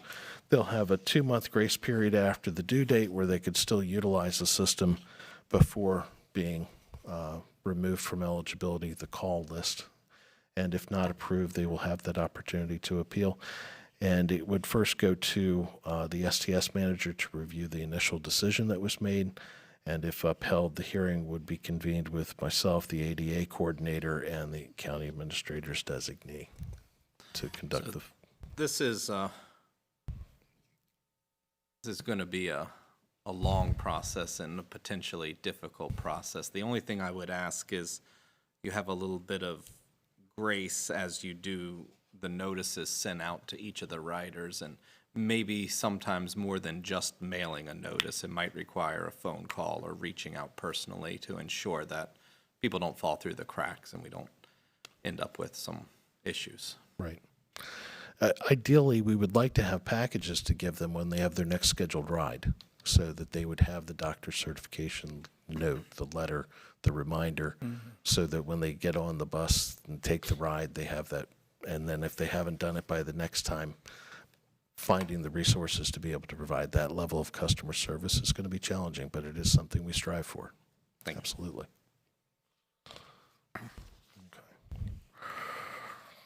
So the future app updates in the short term, we're obviously trying to continuously improve the rider's experience. The intention here is to give them a visual interface, larger icons, because we find, even in my own house, we find readers scattered throughout the different rooms. And the likelihood of having to find a pair of readers increases the longer you need them, but it's not always right there where you need it. And larger icons, interlining, adding evening and weekend schedules, route disruption notifications as soon as they become known would be our short-term goals for this new routing app. The medium term includes route navigation and trip planning. So if you have multiple stops, you go to the doctor's, then you go to your pharmacist, and then you go home, or there you go to the grocery store. Maybe the grocery store and the pharmacist are one and the same, but having the ability to route plan for those is intended in the medium term. The bus hailing and the paratransit trips, exploring microtransit are some of our long-term goals. And you can probably explain better than I could what microtransit means. I think the best way to describe microtransit is essentially using Uber or Lyft, but with public transportation. So you'd be able to have the app on your phone. You could book in real-time trips. If there's a vehicle in the area that's available, it will accept the trip. It will pick you up and take you to your destination. What about bus stops? Been asking about those for a while, the physical shelters. Are we getting anywhere with those? Are we putting in any of them in? We did. We put several in along the Great Mills Road area, and that was part of funding that we received with the CDC. That project we've now considered complete. Oh, really? Yes. And I believe all of our bus stop signs are in place. Wow, I'll have to, where can I find one? The shelters? Yes. YMCA, The YMCA, Great Mills Pool, the Soup Kitchen, St. Mary's Caring. All right, good. I'm going to ride the bus now that it's free. Perfect.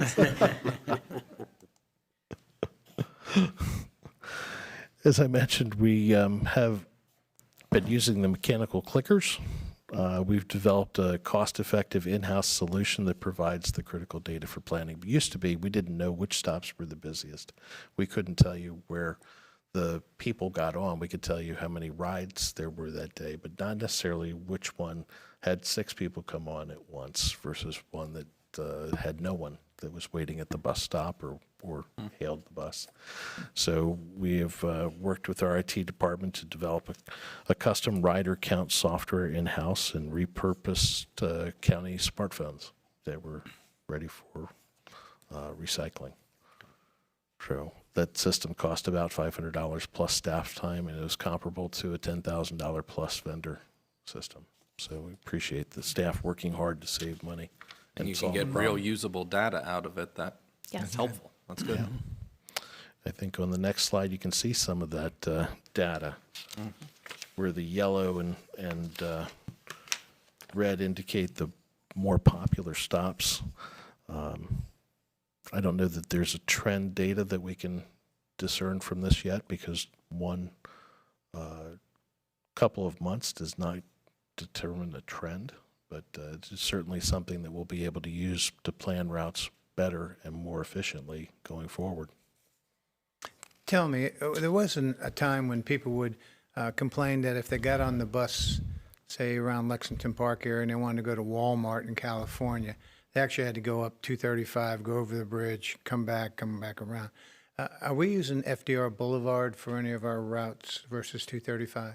We have not, but they have, it sounds like they were getting on the county span, which goes over the bridge and comes back, where they could have gotten on the California route and had a more direct. Okay, it was the people in To the Walmart. Victoria's Woods, I think it was called. It's going to be at when the new section of FDR opens.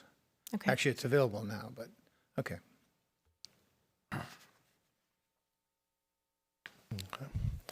The new paratransit vans that you've approved now, those are a strategic acquisition that are going to help us move forward and serve our paratransit, disabled and senior community much more quickly. So that's, I mean, it's two vans, but what, one person can go in here or two? There's people? two tie-downs in each van for Okay. wheelchairs. And typically, I think we'll find that there's usually a person that rides with the disabled or the senior. So there is seating for that as well. Okay, good. Don't recall, was it 2 seats per tie-down? It's a bench seat that folds down that would then fold back up to allow the space for the wheelchair securement. And then what you don't see is along the sliding door, there are single seats for ambulatory riders. And with your approval today, I know at least one of the vans is on a lot under the state contract, and so we'll be able to implement this rather quickly. Yes. I don't think both. It wasn't both, was it? It's on a Virginia state contract. Several of our other partners' lots have used the contract and have acquired the vehicles. So we intend to notify them today and make arrangements for purchase. Okay. So in closing, the fare-free policy has been a tremendous success, increasing the ridership by 33 and 68% for the STS and paratransit respectively. We're managing the growth responsibly through the recertification, the technology upgrades, and intelligent investments. We are looking to use the federal funding to sustain these improvements, and our in-house innovations are saving the taxpayer dollars while improving our data so that we can improve the service. So the request today is to review and approve the ADA policy, the appeals policy for the ADA, and the disciplinary policy with the code of conduct. Good presentation. Is there anything you want to highlight to us about these various policies? So the ADA paratransit policy has been reviewed by the county attorney's office to comply with the federal and state requirements for those programs. The appeals process, as outlined before, does have due process for the individuals that might be denied access. The code of conduct is simple rules of how you should conduct yourself in a transit environment and not disturbing others and not creating hazardous conditions by spilling fluids or having open drinks and that kind of thing. Okay. Yeah. So, yeah, this is a very good presentation. I think this board and the previous boards, past couple boards, have worked really hard to help improve our STS system, along with a lot of the work that you've been doing, Allison. And this is great. I keep referring to it as the modernization of our STS buses and system. Finally getting some of those bus stops in, finally having an app that is usable and we're improving upon. That's good stuff. I would love as a goal for the future to see us, and this is a bigger stretch goal, but to work towards a 365-day-a-year system. I hear from the people who require and utilize our buses in order to get to work And they still have to work on a lot of hourly workers have to work on the holidays when I might have off work, but they need transportation to be able to get to their jobs so that I can go buy groceries in the grocery store. And so it's just, there's definitely a cost to that. I'm not sure what that would be and what it would take to get there, but that's something we should be looking forward to in the future. And then just one question. We're always given, for people watching, we're always given packets with the motions already written and stuff. I don't understand the second part of the motion to have the DPW&T director maintain and approve related department policy updates. What is that for? So for instance, we may never have anticipated some of the things that may change with technology or with ridership and things that become fads or trends. We want to have the flexibility to address, specifically in the code of conduct, those things that might become problematic for the average rider on the bus without necessarily having to come back to the commissioners. With the ADA, we know that the federal law has been fairly well fixed, but the interpretation of the federal and the state law sometimes changes. So to have the agility to be proactive and address that as it might happen without having to bother you, it's something that you're mandated to do. So I would ask if we move forward with that, at least let us know anytime Absolutely. Policies are changing so that we have awareness of it and what's being changed. In fact, I do believe you need to be effective, you need to be flexible. So you need some flexibility as long as you stay within a band that keeps us from hearing from our constituency that something's been changed that we didn't know about. So if it would please the board, we could add that as part of the policies that the Board of County Commissioners will be notified at least at the same time, if not in advance of any changes. That'd be a good idea. The County Administrator's idea. Office. I will say that the free ridership made a big difference. I talked to Ms. Christine at St. Mary's Carrying, and you might say her number of people who come in for their lunches and whatever, breakfast, have definitely increased quite a bit, just with the free ridership alone. And what's the story? They say that it used to be people were literally having to decide between should we go buy groceries or should we go to a doctor's appointment or get our medicine, and now they can do both. Yeah. Well, it's called affordability. I move to approve the ADA policies, appeals policy and procedures, and the disciplinary policy with code of conduct as presented, and authorize the Commissioner President to sign all related documents. I also move to have the DPW&T Director to maintain and approve related department policy updates and notice commissioners when done so. Second. I have a first and a second. All in favor? Aye. Any opposed? Ayes have it. Thank you. And the last one from the Department of Public Works and Transportation is the STS Operating Grant Award.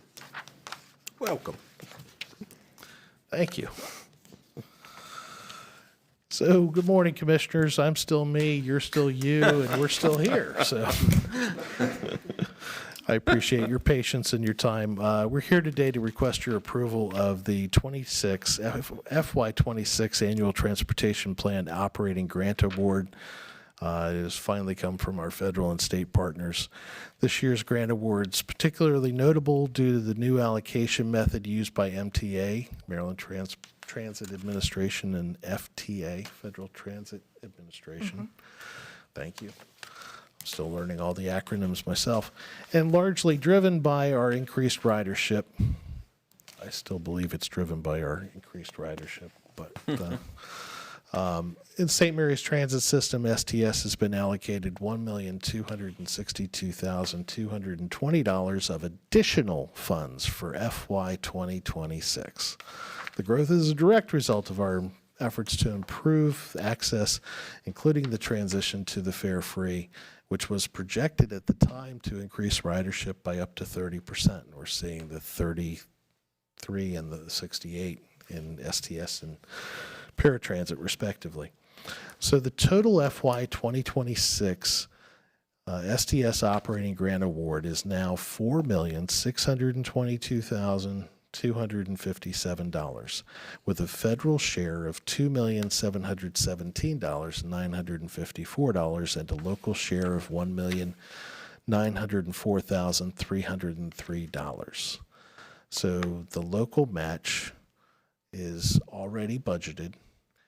The additional local match that was required, so this is a net zero change, is $669,116. So the budget adjustment that's in front of you formally realigns the revenue and expense accounts to reflect the actual award from our federal and state partners and the money that you've already allocated for the STS system. So the funds obviously support the fixed route. They support the ADA and paratransit, includes a job access and reverse commute agreement to help get our residents to and from work and provide that necessary, hopefully not necessary, but available ride home if they're not able to make that last transit bus because they have to work late or they have to leave early. So we're seeking a transit system that's being used more than ever before, and to continue the momentum, we're requesting your approval of the FY26 operating grant award and related budget amendment. We're happy to answer any questions. Okay, you're saying that the increased, it says here, local match to the increased funding has increased $669,116. Now, you're saying that's already been budgeted? That's not an increase that we have to come up with? Commissioner, we looked through the budget documents for the FY26 operating budget and poured over the numbers from 24 and 25, and I believe that the county has allocated $1,904,303 in FY 2026 to the STAP, to the ADA, to the STS. So there's no additional money that There's- needs to be relocated or reallocated from someplace else? It's moving money, but it's not new money. It's moving money, but it's not new money. It's moving money within those STAP and ADA and STS accounts. Okay. to You have to real- excuse me for being. Sure. That's confusing to me. So it was money that was there, we were going to spend it on what? And now that we're not spending it on that, we can spend it on this. What was the money being allocated for? It was already in different proportions allocated to the STS system, the larger bus system. Okay. But now it's being When- lumped correctly. into the When- grant requirement? So when we create the budget, it's based off our grant request, the grant application. And then when the grant award comes in, if and when the numbers are different, we go in and we reallocate. Okay, so you did allocate in this grant the $1.9 million. Yes, All right, well, that's good to know. yes. All right, that was a So little we're just confusing to me. realigning our accounts within the different grants and projects. Now, another document I have here talks about federal projects and state projects. It's the State Department of Transportation FY fiscal year 2026 operating grant agreement. And it talks about a state projects. What would be the difference between state projects and federal projects in St. Mary's County? Specific to the transit is the federal covers the fixed routes. The state money, there's no federal dollars, it's only state dollars for the STAP and the ADA. One more time. The federal money does what? The federal money covers our fixed routes. Okay, And our state money is ADA and STAP. the paratransit. Correct, the paratransit. We do not receive any federal dollars for our ADA and our STAP programs. Okay, all right, that's good to know. Thank you. All right. All right. I just had one, were you done, Commissioner? Yeah, go ahead. I just had one question with the planned opening of the YMCA. Are there going to be any changes to the bus routes to accommodate that? Is that planned? We already have a stop and a shelter out front. Okay. Mhm. So, but there's no going to be additional, well, they'll all stop there? Yes. Okay. Yes. All right.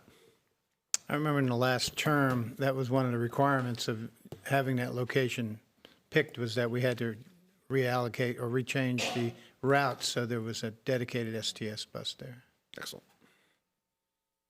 With this grant, would Any of this money be eligible to be used for training for CDL drivers? Yes. Yes. And what's the cost to train one driver? I believe it's just over $2,000 per driver at this And time. it's a one-year contract afterwards? Yes. I'd like to see that increased, but I mean, that's just me, since we always have a shortage. And no sense in getting in for a year and blowing away pretty solid benefits to go work for somebody else. Thank you. I move to approve the FY 2026 Maryland Department of Transportation, Maryland Transit Administration, MDOT MTA operating grant agreement for St. Mary's Transit System, STS, in the amount of $4,622,257 to authorize the Commissioner President to sign the related budget amendments and for staff to submit the grant agreement electronically. Second, quick question. Just, Allison, you might remember this better than me. This is something we do every year, this recurring grant, and this year we have the substantial bump in the amount. And I feel like up to last year, the local share was always slightly more than 50% of the total amount to operate STS. Is that correct? Do you remember that? Yes. Okay, so now we've made that jump where the federal state share is substantially over 50% of the cost of operating it. Yes. Okay, thank you. Okay, I have a first and second. All in favor? Aye. Any opposed? Ayes have it. Thank you. Thank you. Thank you, Ms. Swint, who I believe will now change chairs with Deputy Director Gary Whipple for a discussion and direction on fiscal year 27 congressionally directed spending. Director John Norse presenting.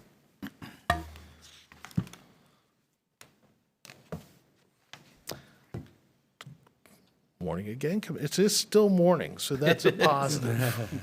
And I want to express my appreciation. We're also joined in the audience. The sheriff was here, I believe is still here, and the director of Recreation and Parks has brought himself and a couple staff members. So this is a discussion, the not a request necessarily for you to just blindly follow our recommendation. The FY27, they call it Earmark Informational Webinar for Local Governments, was just conducted in January. The application portal is not yet open, so we couldn't today go submit any project. We want to try and educate the public and have a conversation with the board as to what your interests are, what you want to have submitted through the senator's offices or through the congressional liaison's office. So we're going to provide a strategic roadmap, if you will, looking at all the impacts of congressionally directed funding and what the ramifications are, what the pitfalls are, and what the benefits.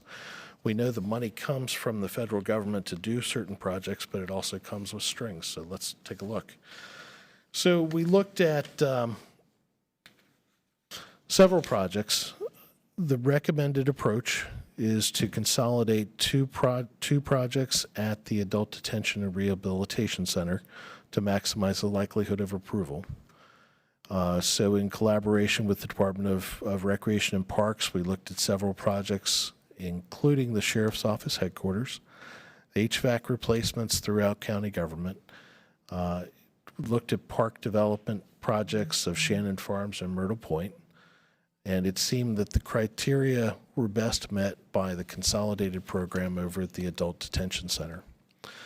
So combining the electronic plumbing control, which is a water shutoff valve centrally located so that in certain wings of the detention center, they could push a button and turn off the water, prevents flooding.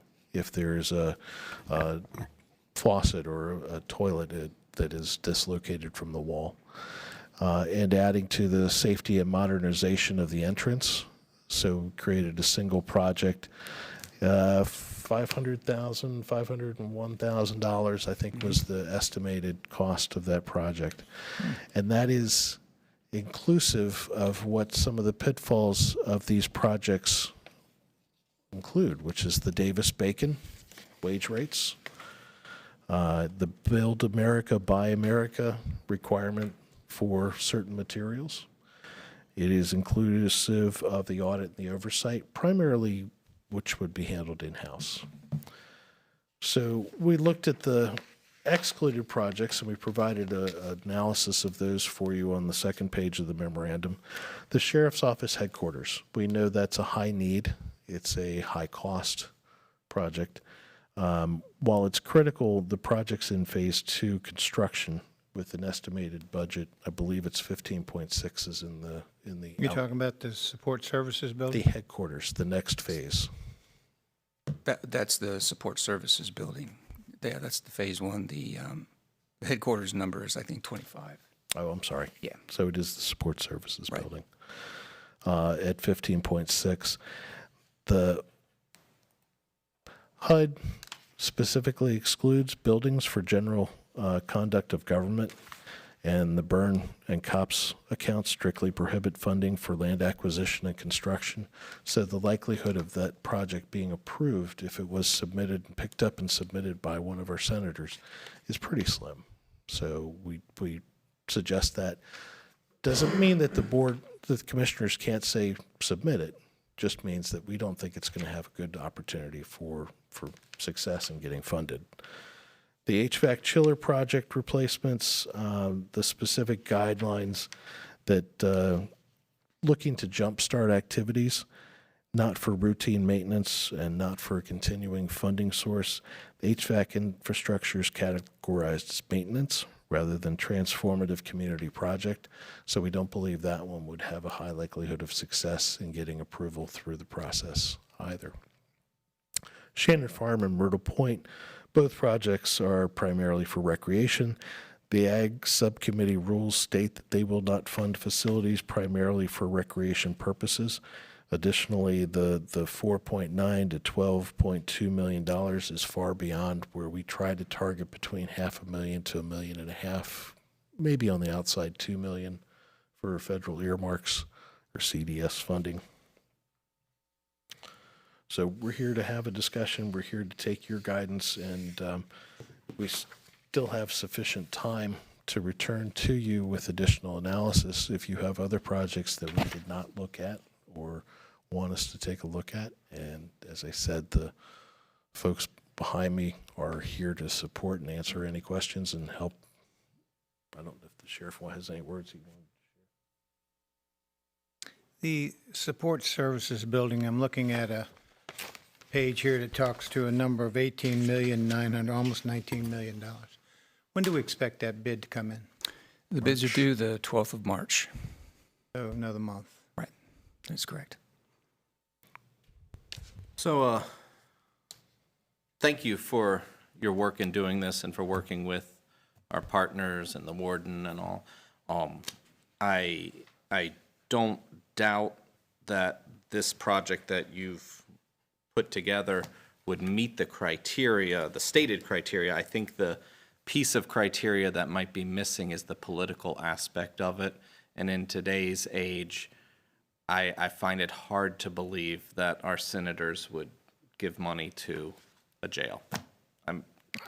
I hope they will. It's not a transformative community project like a YMCA was, and I think they just from what I've seen, and maybe I'd be proven wrong here, but they tend to want to put their name on projects, certain projects, and I'm not sure that this would meet that, but I could be totally wrong about that. I shared some of the same concerns, and then looking at the larger of the two projects, the preparation of the area, the entry area, and making it more welcoming to families that are coming to visit those that are in the detention center and the rehabilitation aspects of that. Okay. If we truly played to that side of the coin, I believe we at least have a good shot. So I think that would be the key to really sell that aspect of it and the importance of that for the community. And I think that's good to hear. You're right about that. And you also have the technology aspect of it that we can use for the sheriff's office that's in here. Body-worn camera programs and upgraded dispatch software. I mean, you can always play that too on the public safety side. Yeah. Do we ever look at some of our community partners and what they are submitting and choose to support what they're trying to go for and just add our weight to their applications? Is that something we ever do as county government? With respect to the non-governmental agencies or the nonprofits that are in our community, I don't do a good job with that and knowing what their plans are going forward. I'm not sure if it's not a county project, do we know of it? There are separate applications for these congressional directed fundings for nonprofits that we can certainly help them in their own respect move forward with their own applications. So that's a totally separate application From and pot local of money. government, yes. But the primary goal of this earmark is to do a new entrance into the detention center. That's the primary goal. Correct. Well, let's just hope it carries on its own merit. Well, we could certainly reach out, we've, had a meeting with Senator Van Hollen's aide, Mr. Roderick Lewis, and we could certainly reach out to him and discuss this with him and get his, advice. I feel like with the YMCA earmark, we had an idea beforehand that they would look favorably upon that, so probably wouldn't hurt Yeah, to. we can certainly do that. Yeah, find out, yeah. Okay. Anything else, Commissioners? So do you want to table this till we get more information from the senator's office? Nah, or- let's just, I'm in favor of just sending it up there. I think we but- just, let it go forward and then Yeah. maybe coordinate with the senator's office. I agree. I move to approve a new FY27 capital project that combines the scope and budget of PF 3101 ADRC electronic plumbing control system and PF 3103 ADRC physical security upgrades into a single ADRC safety and security monitorization project, 100% federally funded in the amount of $625,940. That's motion one. Do I have a second? Second. I have a first and second. All in favor? Aye. Any opposed? Ayes have it. Motion two. I move to approve the FY27 congressional directed funding request for the new project in accordance with current earmark guidance and to have Commissioner President sign any related documents. Second. I have a first and second. All in favor? Aye. Any disapproval? Ayes have it. Thank you. Thank you, sirs. Thank you. Next, we will call the County Attorney's Office for legislative updates and hear from Deputy County Attorney John Sterling Hauser. Welcome. Good morning. Good morning, Commissioners. Coming to you this morning with fairly little updates on statewide bills, but we're going to have about 4 or 5 conversations on local bills, because the last week, the updates there were on our locals that happened. Top-level summaries of where we're at this day in the process, 69 days left in the session. Total bills statewide that have been introduced to date, 1,271. I think that's actually a little behind where we would expect to be right now and where we've been the last few years, which I'm not complaining about that.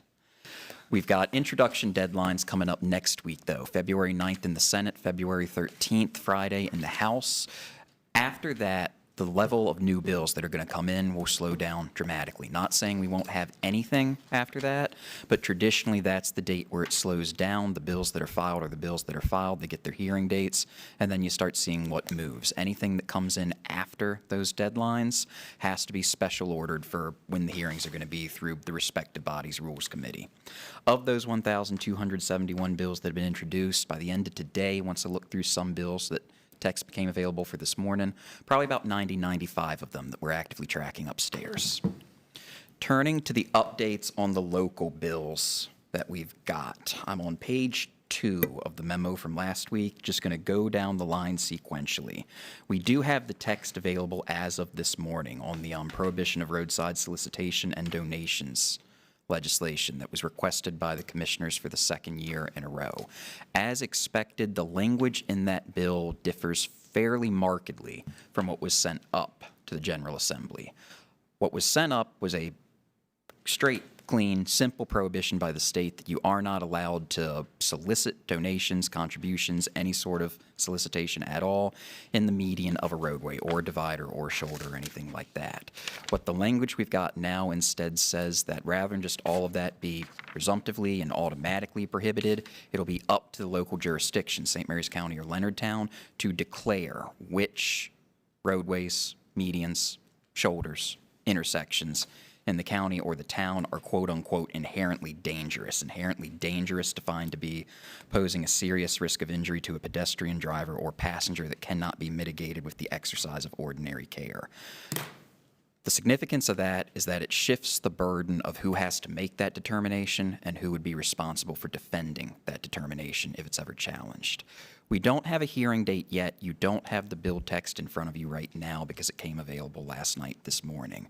We've got the time where I think we can push it to next week and bring you the bill text then, talk about it a little bit more thoroughly then, but I'm just happy to field any initial questions right now.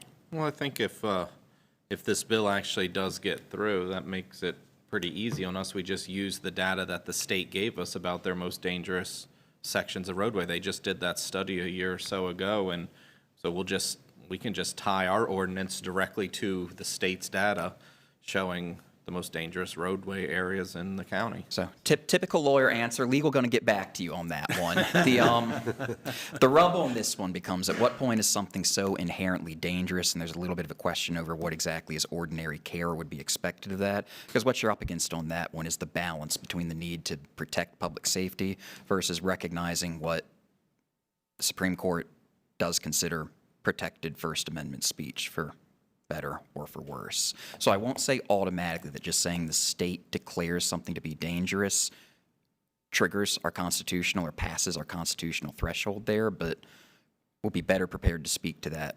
Still a more narrow definition than what Calvert County has, right? It is, and what I haven't seen yet is there were some rumblings that state law, the list of 5 or 6 counties that Calvert got itself added to about 2 years ago, whether people are going to take a look at that, because what's obvious from discussions with Delegate T. Morgan's office, I'll be fair. I won't say the General Assembly writ large. I'll say the lawyers in the General Assembly writ large, because that seems to be where everybody's pointing the finger at on this one, have some concerns about the constitutional propriety of the statewide bill. And I don't know for sure that that's going to make it through this year intact or not, or if everybody's going to be put on this year or in time a regime somewhat similar to what they're proposing in this bill. But we'll just see. And like I said, expect to see that one again next week. Hearing date's still pending. If the commissioners want to change a position, ask for a letter of support with amendments or alterations, we can take that up next week. The other update, HB 600, we've got the bill text in. That is Metcom's annual revisions and corrections and updates and rewrite it in the image George Erickson would want it to be bill. That's gotten in here. We've looked through the bill. It's in the exact form as the commissioners approved it, in the exact form as the Metcom requested it. We've drafted a letter of support. You'll see that I'm trying to get out of this year the generic, we support, oppose, whatever this bill, we find it to be in the interest or lack thereof of the citizens, just to put a little bit more detail and flesh in, because I think that makes for a better, more convincing leader. Don't need a motion from the commissioners to support that letter because you previously authorized a letter of support when we adopted this one. It's just there for your reading. If you have objections to the language or the terminology in it, now's your chance to let those objections be known, and we could make any revisions the commissioners want. Not hearing any. An eye on time. Moving on then to the other local St. Mary's County bills, and here where the real discussions are going to begin, I think.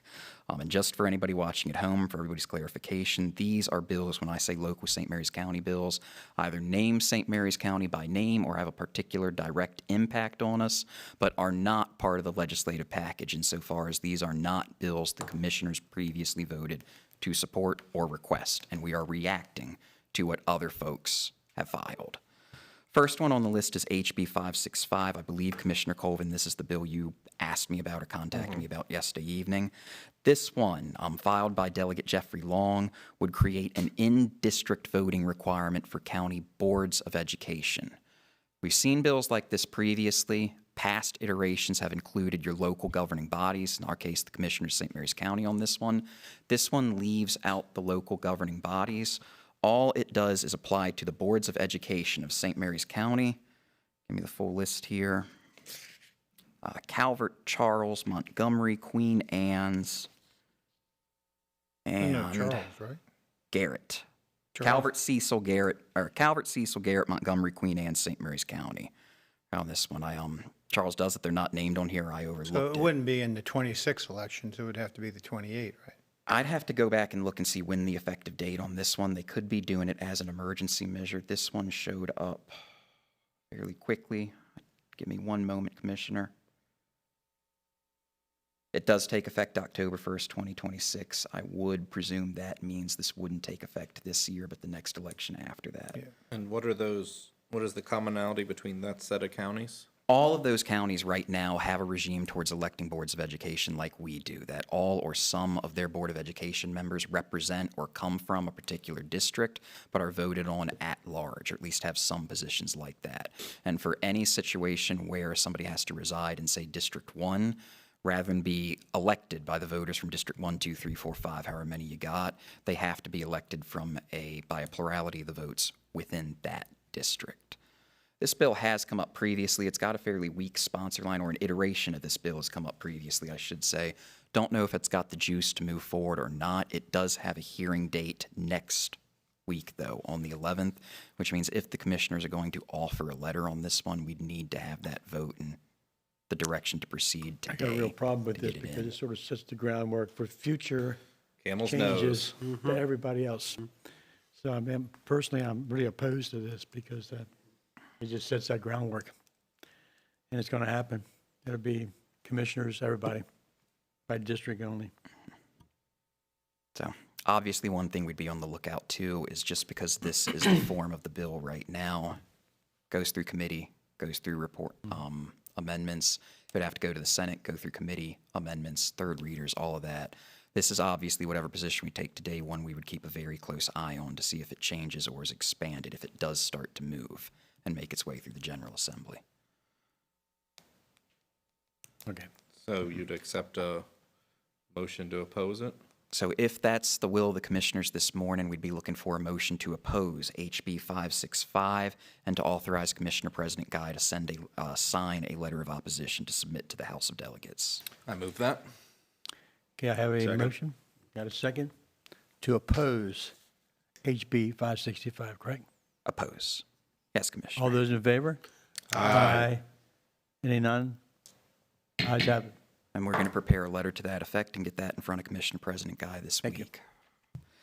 Next one on the list, this one we did expect in some form or fashion and is largely how we expect it to come out.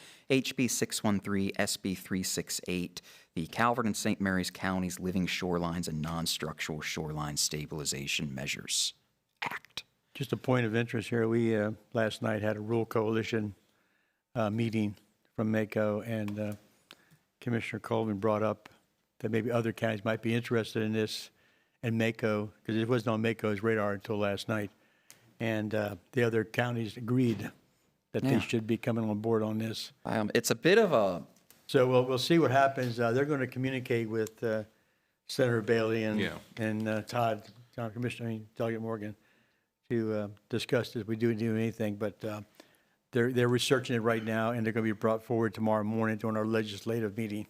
Yeah, to the extent I get to dip the feed and just rank political punditry in this update. You know, it's a little bit of a mixed blessing. It's a popular bill. If I said the last bill had a weak sponsor line, this one's got about 10 delegates on it, like two-thirds of them nowhere near St. Mary's County or Calvert County, just other rural, similarly situated counties that are interested. But many of the rural counties last night decided they wanted to be on board too. The cautionary note is you put too many eyes on this one, you raise the possibility the state gets involved or gets worried about. If it's just St. Mary's or Calvert, who cares? They're just, the two cares about southern that? Maryland counties. And it moves some of the responsibility to the Soil Conservation District. Yeah, so what this bill does, to actually explain the nuts and bolts of it, is that ever since 2006, 2007, give or take, the Living Shorelines Act has said that if you're a property owner who lives on the water and you want to protect your land from shoreline erosion and loss, You can put in for your application and put in for your permitting to put some shoreline stabilization device,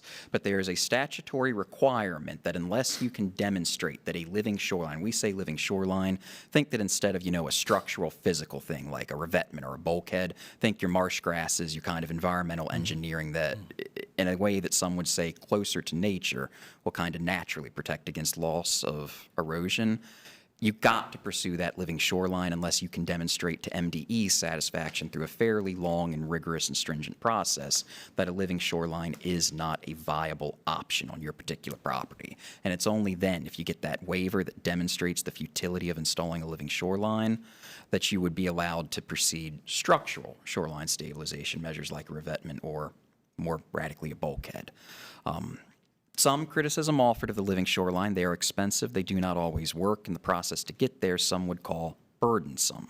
What this bill does is take out MDE's involvement in the process in St. Mary's and Colbert County and instead put the local living shoreline waiver process in the hands of your local soil conservation district, and would also empower the local soil conservation district to adopt their own regulations and to grant waivers whenever and wherever an applicant can demonstrate to the local soil conservation district's satisfaction, only to the soil conservation district's satisfaction, that a living shoreline is not viable.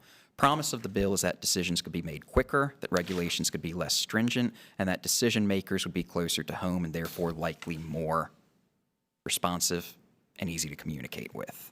County Attorney's Office went ahead and took the liberty of preparing a draft letter of support for the commissioners to consider if they'd like to support this legislation, which Delegate T. Morgan has requested or asked the commissioners to consider doing. Definitely, I think we should. Oh, definitely. I agree. Oh, yeah. So there should, I think, be a draft motion, motions 1 and motions 2 on Does the it need to be packet for 2 this one. motions? I put in a joint motion earlier this year, and someone might have called and yelled to somebody that John Hauser's got to stop with the joined or the run-on motions. So I'm trying to be sensitive to that right now. I'm going to make it one.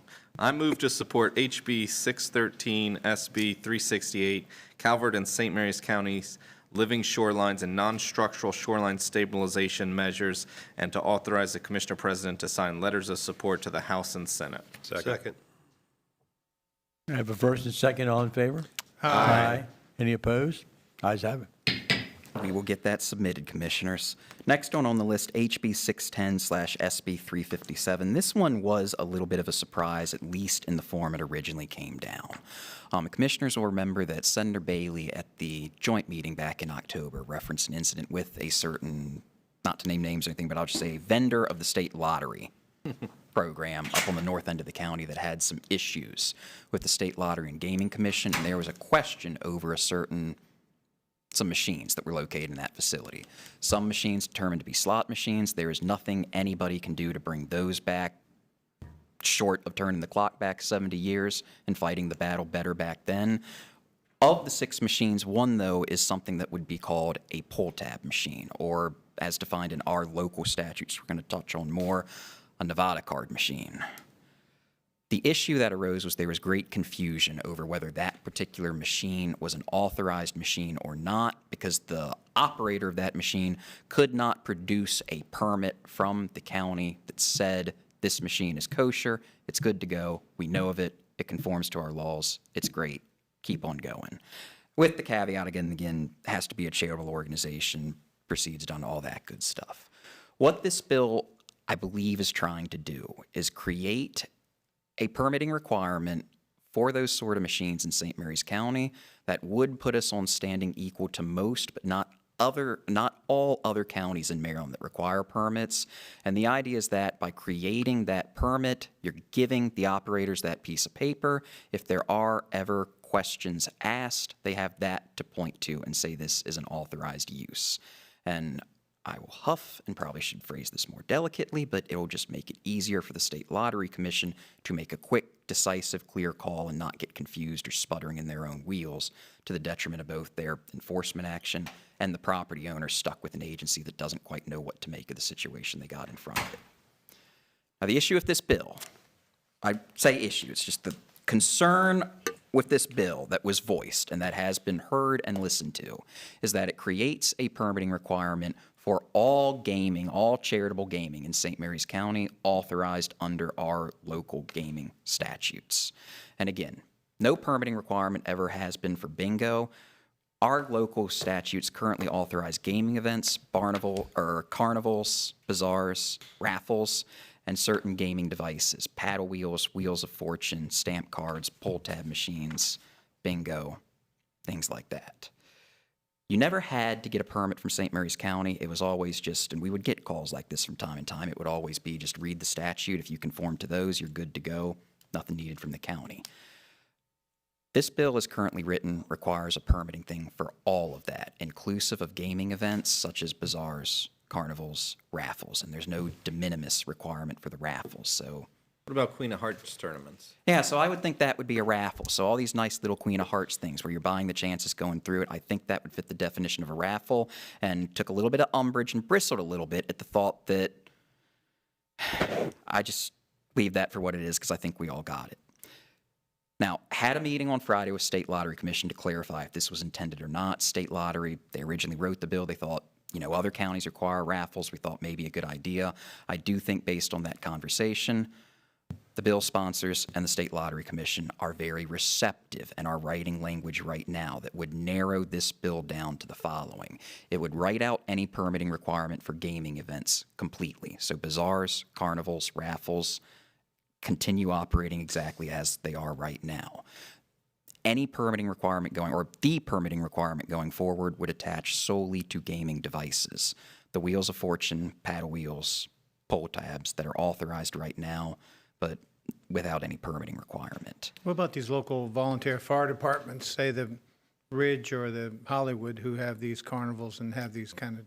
Still to work it out and I think get it, but the kind of consensus walking away from it was that what they are trying to capture with this bill are your static machines that are in there all of the time, not your one-off events, not your events. The folks that if you go into a fraternal lodge or whatever and see the pull tab machine and it's always there and it's just as much a fixture of the place as the bar service, that's what they're trying to get at, I think. The other concession we got is that I think we can expect to be written into these amendments, clarifying language that the commissioners may adopt regulations, that we can adopt better and fairer definitions of the gaming machines that are authorized, that we could set the duration of the gaming permit to whatever the commissioners want it to be, a week, a month, half a year, longer than a year potentially. And the idea is really just to get this down to where we create basically the bare bones basic process of a local permitting requirement, just so we can get these folks their piece of paper and put ourselves between our qualified and deserving organizations and an overzealous state agency that is perhaps not used to dealing with the way things are usually done down here. Always get apprehensive anytime there is a quote-unquote permitting requirement, both because of the burden it would put on your qualified organizations and the people would have to come in and get one, and on the, you know, what you worry about are the folks who are going to keep doing it the way they always have been, don't understand there's a need to get a permit right now, and get them kind of accidentally into a situation where they're suddenly non-compliant. Definitely had that concerns with raffles. Yeah, do they talk about public access versus membership-only access? Not in this bill. Where that touches on is 13, Title 13 are all the local, of the criminal law, are all the local gaming codes. Subtitle 2 of Title 13 has a different kind of regime of rules that apply towards member organizations that are offering services solely to their members. These requirements we're talking about would be in Subtitle 21 of the St. Mary's County regimes. They'd only govern relationships or situations where those gaming devices are made accessible or used by a qualified organization's non-members or general members of the public.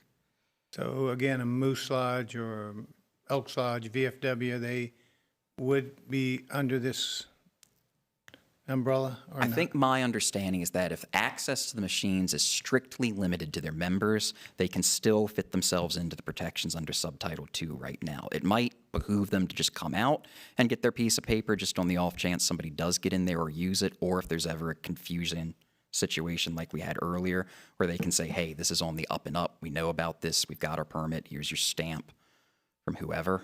We're going to get it. Do you have to be a nonprofit to qualify, or like the VFW? I know they're no longer a nonprofit, but the the Moose Lodge is? So the qualified organizations are, it doesn't strictly say 501c something nonprofit. What it says, it gives you a list of categories, and those are fraternal organizations, veteran wars organizations, volunteer fire departments, and other charitable organizations.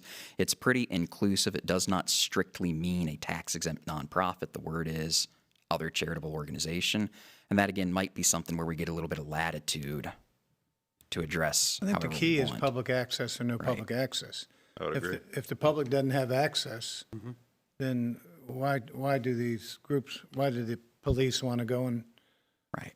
And I don't know, and one of my handicaps here is this is certainly one of those bills that is a reaction to a particular situation. I've heard some details about that particular situation.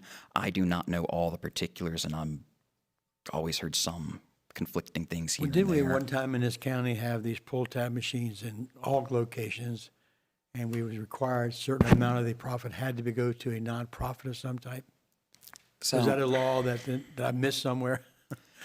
Where it is right now, and I'm going a little bit off memory on this one, when you have an organization, is that these gaming events, especially when they're offered to non-members, the proceeds can't be used for anyone's individual enrichment or benefit. It can't be used for the, or I think it has to be put towards general charitable purposes, and I don't know if that even includes administrative costs or costs of hosting the machine for the organization. Right now, they are supposed to be keeping records of who is using these, what are the receipts on the gaming devices, where are they used, verifying that nobody is personally profiting from them. No permitting regime means nobody really ever goes and checks on those records, asks what they are, looks to inspect them, or any of that. We don't necessarily have to write in reporting requirements or anything more strenuous than what we've got over what it looks like this bill is shaping up to be. The other thing I will touch on, just to get it out there, is in terms of the administrative burden and the costs. Right now, the Treasurer's Office administers bingo licenses. They give out about 12 a year. 2021 was a banner year, gave out 14 that year. So fairly meager administrative cost right now, but that is bingo only. Spoke with Christy Kelly, some initial apprehensions if this is that big, particularly when we thought this was going to be all-encompassing of raffles as well, that administrative burden could require the necessity of either a quarter time or half time, or depending on how strenuous it gets, a full-time position. With it winnowed down to lacking out raffles, I don't know how true that is right now. To compare us to other counties, Charles County and Calvert both have gaming permit requirements. Charles County, up until recently, had a gaming permit review board until they basically disestablished that and put it in the hands of the county attorney's office. Don't you five dare. I make a motion to, no. Yeah, right now, put it in there now. Calvert County's got its gaming permit review. Charles County, in a given year, sees between 40 to 60 gaming permits. It gives out, that includes raffles, that includes bingo. Calvert County gives out about 30 to 40, an almost equal split between bingo and gaming events or gaming devices. Calvert County does not include raffles, though. What I would bet, based on the way it looks like this bill is going, especially if it's a 1 year or more license period, you're probably only looking at a few permittees a year who would be having to come through this process. So we're going to have somebody to regulate permitting of these machines. You'll have to designate somebody to do You will have this. to designate a person. Again, you could keep it with the treasurer's office because they're already doing bingo. They're already doing the bingo now, Right. yeah. It would completely be up to the commissioner's discretion, though, whether or not to look this up and decide whether to put that elsewhere or exactly how to do this going forward. Do you have any idea how many establishments would be? I do not. All I can give you is that if Calvert County has a regime that requires permits for events, but not raffles, and bingo, and they're giving out 30, 40, we're looking at less than that, maybe about half of that if we're only talking about gaming devices. And if we do get authority in this here, explicit authority, to set the duration to anything, whatever we want, forget about a 1 year permit, make it a 3 year, 5 year, whatever permit for gaming things, you're going to drastically cut down the number of repeats and renewal folks coming in there. I think it would be one way to skin the cat if this goes forward. Which would be ideal, so, yeah. John, you said that they are adding amendments to this to sort of exclude the raffles such as Queen of Hearts and stuff like that, correct? Do we have any idea when that's going to be hitting the wires? Sometime before April 13th, but no, I am not to be too cute about tomorrow it. afternoon, 1 o'clock. I know. And what I think is, so they're obviously not going to have it. Senator Bailey's office said it would be great if we could have something in hand that day. I am extremely doubtful the state is going to have language in hand by then. I think realistically, probably the path going forward is that if the commissioners are inclined to go this way, it would be a letter of support with amendments, say based on discussions. We expect there's going to be a friendly sponsor amendment that'll, narrow the focus of this bill, give increased local autonomy over the permitting requirements, kind of how this all works, and we would support with amendments to that effect. But I don't think we're going to see the actual language, certainly by tomorrow. We may not even see it before the House hearing on the 12th, just depending on how quickly they go. And I'm sure whatever the State Lottery Commission comes out with as a first draft, County Attorney's Office and the Commissioner is going to have thoughts about for a second, third, fourth, however many drafts it's going to take to get this right. I think this is a battle worth fighting. Definitely, given the amount of money that goes from these fraternal organizations back to county nonprofits, the amount of money alone that came out of the Moose Lodge in Mechanicsville for the Clements Cuties Foundation, I want to say is well over $8,000 in 1 year, and that's a pretty solid contribution from a bunch of members. Because I know at the Moose Lodge, only members can go into the area where the gaming machines were. And I don't know if it's the same way with the, you have to be a member of the Elks just to get in the door, don't you? Yep. Yeah, so. Yeah, it's an imperfect bill, and I can point out positive and negative things about it. Usually any sort of permitting requirement. I mean, look, it's a bill. This was written in Annapolis. Of course, the initial answer was a comprehensive, thorough permitting regime to update old laws for a modern reality. Just what else do you expect out of them? Positive sides of this one is that it does give local control and an ability to define this more tightly in the hands of the commissioners, power and authority that you lack currently, and that if you get the permit that authorizes what gaming devices can be authorized under the current law, that is a way to, again, put the commissioners between a state agency and maybe body some blows that would otherwise be coming directly on the operators of these machines. I don't have a lot of problem with this as long as I know the money is going towards a nonprofit. That's the key thing is how do we make sure it's going that direction? I don't know. They already had accounting practices in place previously. That's a requirement of state law right now. What's not a requirement of state law is you have to keep records showing the revenues and the distributions of any money these received. Those records have to be produced on demand. If the Sheriff's Office, the State's Attorney's Office, or any other enforcing authority asks to see them, it would be up to the commissioners whether to put a more proactive reporting requirement as a condition of licensure. That's up to you all to decide in the future if this bill does come to pass in the form we're expecting it to. And I'm sure these machines are modernized now to a point they got counters on them to tell you how many times it's been played, how much is paid out. Right, well, give you almost a rundown of total profit made. Oh, and part of the problem is you get the machines right now. Probably in the old days, it was easy to look at a machine and tell the difference between a slot machine, a pull tab, and a lottery machine. Now you've got video lottery tournaments and instant ticket lottery machines and electronic pull tabs and electronic slots. And But hey, might be someone's job to start figuring it out in the next few months. And it's not yours, right? Yeah, we'll see. I hear Zach upstairs clamoring for the assignment right now. All right. People are going to gamble. I don't care what you do, they're going to gamble. So. Senator Bailey has requested, if the commissioners are going to weigh on this one, to have a letter. It's a late submission. We'd have to do that after the fact. Christina's office said that's fine. They can take care of it. If the commissioners are inclined to support this with the amendments that we think are being proffered, a motion to that effect, we could write the letter today and have that in President Guy's hands very quickly to be able to get that. I'll motion to support. Second. Yep. Okay. Got a motion to support. Second. All in favor? Aye. Any opposed? Ayes have it. And I will use the words local control and unburdensome process and protecting our citizens as much as I can in that letter. Thank you very much, John. Sounds good. All right. Next one should at least be quicker. It's a repeat from last year, HB 493, the Maryland Judiciary, not the Maryland Judiciary Committee, not anyone else. This is the Maryland Judicial Administration, the judges and the admin judges themselves putting in a request for, again, a Fourth Circuit judgeship in St. Mary's County in light of the We don't have increased that with demands. Kevin Hill? So Kevin Hill, we've got 3 circuit court judgeships and a magistrate right now. Judge Hill was magistrate and then filled the vacancy of the 3rd. Oh, that's right. Right. Stomps. Yeah. So the cost of this, and the commissioners did not opine one way or the other on this one. If you're so inclined this year, you've got the opportunity now. You could think on it too, because the hearing is not until 2 weeks from now, I believe. They did assign a hearing date last week. Some of the costs of having to set up this judiciary, from my understanding, have already been absorbed. They've got the physical infrastructure in place at the courthouse. I believe the required security complement the sheriff's office already requested has been. Still on the hook would be operating costs and the administrative assistant costs. It would be, give or take, rough figures from last year.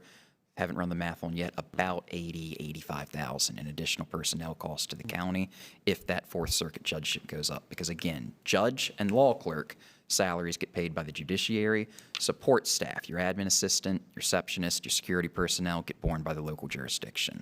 So again, Do we know if there's been an improvement in the backlog now that we have a 3rd judge? that I do not know. I do not have any figures, no supporting documentation in on this one. We haven't gotten the F&P note request back from the admin judge yet. I'd assume that because the judiciary in a very tight year is making requests, that someone up there still sees the need for it, and that this is where they want to try and expend some of their gunpowder rather than other deserving cases, but I don't have any particulars or specifics to give you. Well, I mean, since we a year later and didn't get it a year ago, maybe we could ask for updated stats. We can get back to that, and we can bring this one back next week, and that'll give us time for the hearing date as well. So the request didn't come locally, it came... So I would imagine, I'm sure our admin judge and our judges are telling the judiciary, saying the judiciary, they're getting it. When I say that it's been put in by the judiciary, the sponsor on this one, it's not like a Senator Bailey or a Delegate Todd Morgan or a Delegate whoever bill with an individual thing. It is the Maryland judiciary went to the chair of the Judiciary Committee and requested this bill be put in. And then If I remember right, we were the only ones that would get one. This is the only county that would get one. last year, we might have been the only one. This year, we are, I believe, the only circuit court judge, and they are trying to create one district court position, and I think District 13 as well. But that's district court, not circuit court, and I think those are the only two positions being created by this bill. Okay. So we will bring that back next week with more support and information. That's it on your local bills. Again, statewide bills obviously had a fun, engaging redistricting fight in the House that sucked out the oxygen, so it was a little bit of a reprieve from having to track new statewide bills. It's about to head its way to the Senate. On the budget front, we have, Ms. Van Cleve and I, we've been going through the BRFA. Direct impacts in FY27 largely remain as they were last year, with the additional $600,000 to pick up teacher retirement costs. Department of Legislative Services has already made a recommendation to the General Assembly to consider shifting the remaining portion of the state retirement cost to us. We figured that was likely to come, but just 2x that $600,000 figure for what it now looks likely to get us.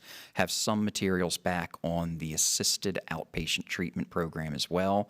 The BRFA would create a requirement beginning in FY28, not next year, but FY28, for states who have the health department set up those assistant outpatient treatment programs on their behalf, that the local jurisdictions would reimburse the health department for those costs.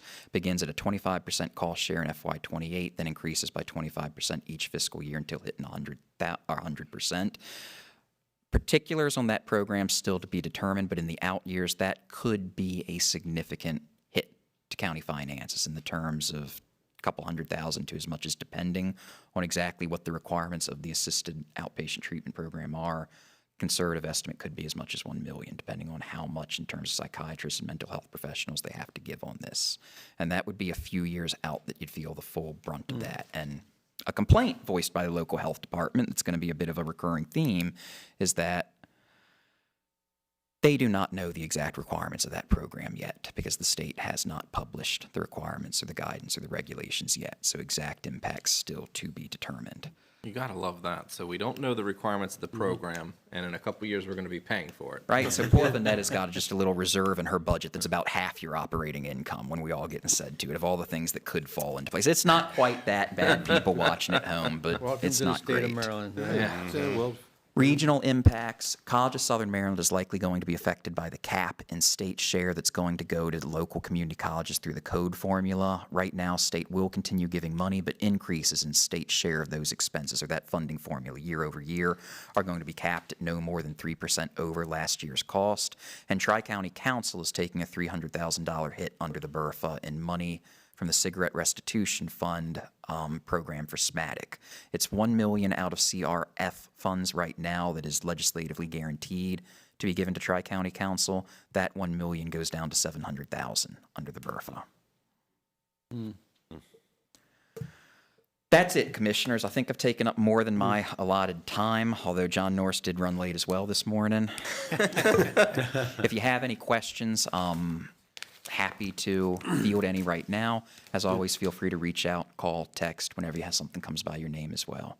We know where you're working. I have two for you, John, that from next week to bring up for letters of opposition would be HB 81, which is secondary offense and excluded evidence for traffic stops. Okay. As a similar bill came up a couple years ago, but Delegate Patterson, I believe, was one of the sponsors. Basically said you can't pull a car over for expired registration. Pretty sure there's a lot of secondary offenses once that registration gets pulled. And given my travels up and down the road almost constantly, I see plenty of dead registrations that, you know. And then HB 176, and that's the, of course, that's the use of the drones for property taxes. Yep. And making the county pay for it. Yep. So if we, I'm maybe a little gritty here, but since we're having to end up having to fund the majority of STAT here eventually. Yeah. Who's going to stop us if we say we can't give you money? That's true. It's our money. Why are we supporting a county agency? Even if they State implement agency. that, I think we Excuse should only pay half a county share because half of our county are not allowed to fly drones in anyway because of the Navy base. That's true. And I Anything wonder, south I'm of St. still trying to Andrews. figure out if that's can withstand Fourth Amendment challenge. Yeah. So I know just off the top of my head, HB 81, SB 55 would be new to us. That would not normally be something we'd flag because it's criminal, and I'm heeding the advice of others, try and limit my exposure to new practice areas. But we can add that. We always take it a commissioner's request. HB 176, we have talked about that one in track. We're in time for the hearing on that one. Fiscal and policy note came back on that one. It's estimating about $22,000 in cost to St. Mary's County. Would be our proportionate share of the $1 million to get those drones and take the 30,000 foot views of basically your side property angles to give a more accurate picture of what your house looks like. But we can bring that up, and we're in time for that one. I appreciate that. My pleasure. Thank you very much, Commissioners. Okay. In that case, we go right into Commissioner time. We'll start with Commissioner Hewitt this time. Oh, thank you. Well, I was recently at a meeting, and one of the candidates for the Commissioner District 3 was speaking, and he mentioned that there was plenty of affordable housing in St. Mary's County. My initial reaction was, well, everybody's entitled to their opinion. I just don't know where it is. Lord knows affordability is definitely a big issue in this county, and with one-bedroom apartments going for $1,500, $1,600, maybe they're cheaper somewhere, but that seems to be, I recently had a appeal process with the State Department of Assessments and Taxation across the street, and they had some imputed values for what a one-bedroom apartment should be rented for. And I said, where'd you get that information from? They said, well, it comes from a statewide website, which, you know, that applies to St. Mary's County. So I was surprised that the state can impute what they think your rents should be. And if people have apartments or different kind of tenant relationships, they can say, well, you should be making this much money. Therefore, you should be paying this amount of property tax on that property. But affordability is a big issue. Yesterday, I had to get some heating oil for the house, and I have a 275-gallon tank, which is pretty common size tank for heating oil. And 177 gallons cost $673.10. That's very expensive. It's very cold out there, and along with the Smetco bills that have gone up, it's really hard for people to make it. I asked a realtor at the recent, what they call it, business after hours, and, what they were finding with people trying to buy homes. And they said even if they could find a home in the $350,000 neighborhood, that it was taking both incomes of a dual income, I'll call it family, or, husband and wife, partners together, whatever the dual income composed of, and it said it was taking it to the max to be able to afford that. So I don't know where this affordability idea that there's plenty of affordable housing is. Maybe they could identify it because they're running for office, but we'll have to see what happens with that. But affordability in St. Mary's County is an issue. Now, this morning when let me back up. 30 years ago, 1996, my wife and I were fortunate enough to buy a piece of property on the Patuxent River. Lord knows we thought it was really expensive back then, but everything's relative. So 30 years later, we're living there now, and the point is that the river has frozen over all the way across to Calvert County. It's cold. Last time I remember seeing ice all the way across the river was, I didn't live on the water for quite a few years, but back in 1976, after we graduated college, my wife and I moved into a cottage that had a one-bedroom cottage, and Lord knows the rent was $100 a month. But the only issue was the toilet froze over when it got really cold like this. I mean, it was just the way we lived back then when we were young. But the Patuxent froze over then. And I remember two men walked across from Calvert County to St. Mary's County. Now, those were very brave people to walk across that river. And Lord knows if you'd fallen through it, it'd been gone. But I remember also back then in the 70s, somebody drove a car onto the river. That was ill-advised because that car broke through and went underwater. But it does not, it does show that we go through cycles of when we have really cold weather. I never heard of the polar vortex until a couple of years ago when they said, well, you got to get a polar vortex coming down. We've heard of climate change, we've heard of global warming, we've heard of all these terms that explain our unusual weather we're having. All I can say is that it just seems cyclical. I'm not trying to get into the science of it. I'm not trying to say it's not this or not that. But I do say it's cold out there. And Lord knows if these months of January and February, once our water gets cold, once that bay, once those rivers get cold, we're going to stay cold. And we're going to probably stay cold until into April. So Lord knows that's just buckle down. Lord knows we have to pay our bills, and hopefully some affordability will be recognized somewhere. Hopefully inflation will stay lower. If it's not low enough yet, get lower. But Lord knows, let's look out for everybody. Thank you.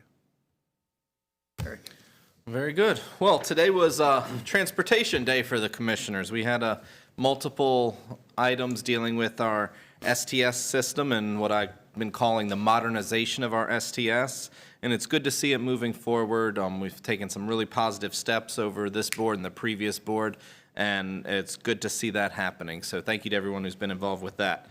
Today is also a continuation of the federal government shutdown. Now, I'm hoping that they'll reach an agreement today and end the shutdown again today, but it impacts us locally. It has very bad impacts on us locally, and it's a shame that that's happening and going on. I don't know if you're paying attention, but at the state, there's a lot of gerrymandering going on there with trying to redo the districts of our congressional representatives. And so they had quite a bit of debate yesterday in the House of Delegates, and it's disappointing to see that, but we'll see what happens when it goes over to the Senate. Been told that the Senate is not going to push it forward anymore, but we shall see. And then next week, our meeting next week, we start back up with our budget work sessions, and it's when we really get into the meat and potatoes of the budget. We really start doing the hard work with the budget, and it's always interesting.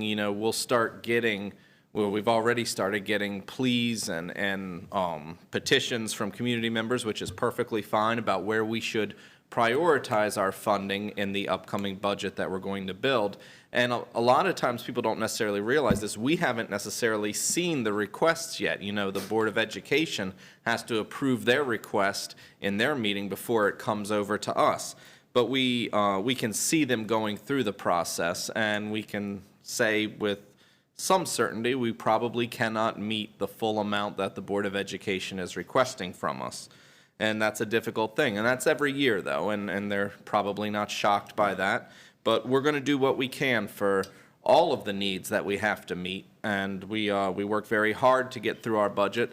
One of the things I'll tell the commissioners that I'm going to propose to our CFO is that we kind of adopt the what we do for one, we do for all model, and see what that would look like, at least to give a step to county employees, to the sheriff's office, to Board of Education employees. Everybody gets one step. See what that would look like. I'm not committing to that. I'm just saying, what would that mean for us?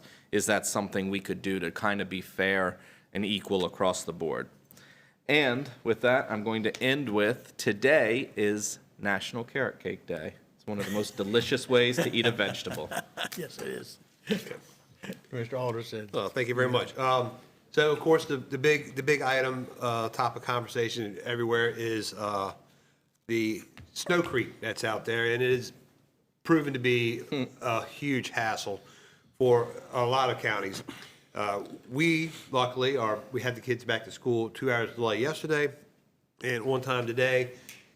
Counties around us not so lucky to get their kids back.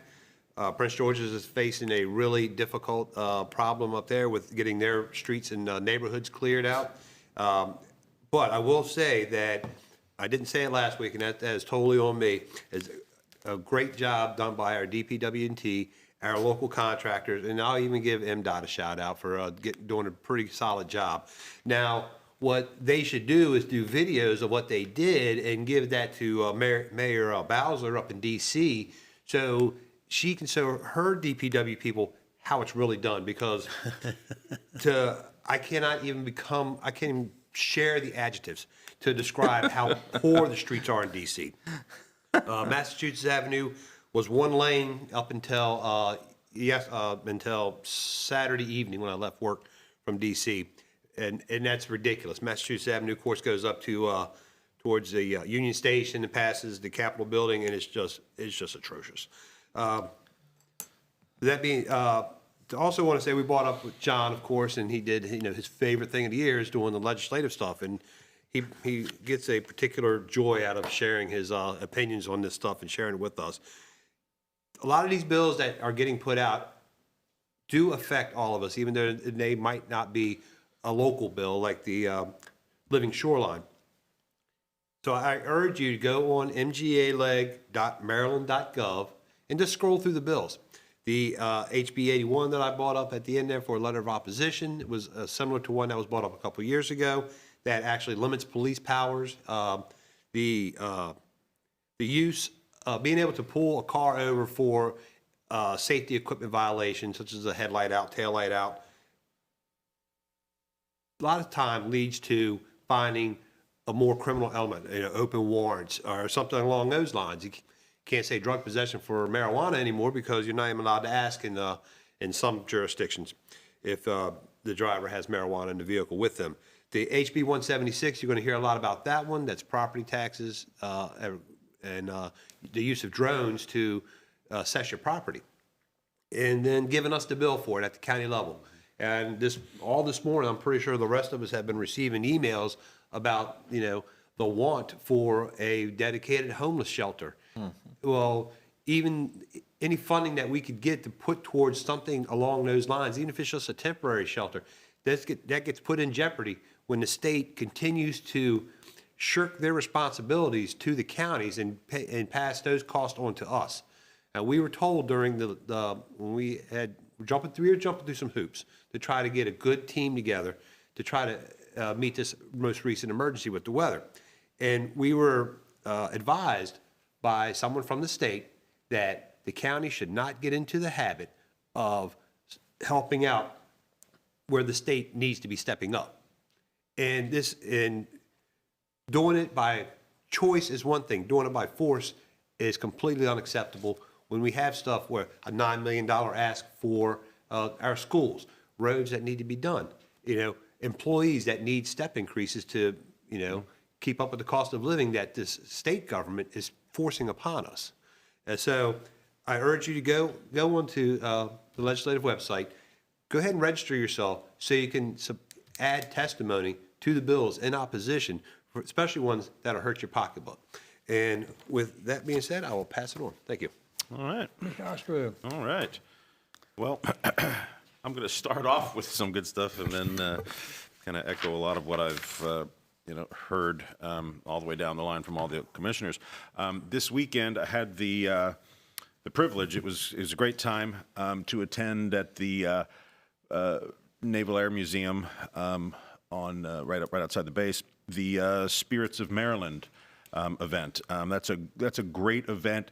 It brings in distillers from all across Maryland, and let me tell you, we've got some really top-notch distilleries here that are local distilleries, craft distilleries that are really producing some amazing stuff.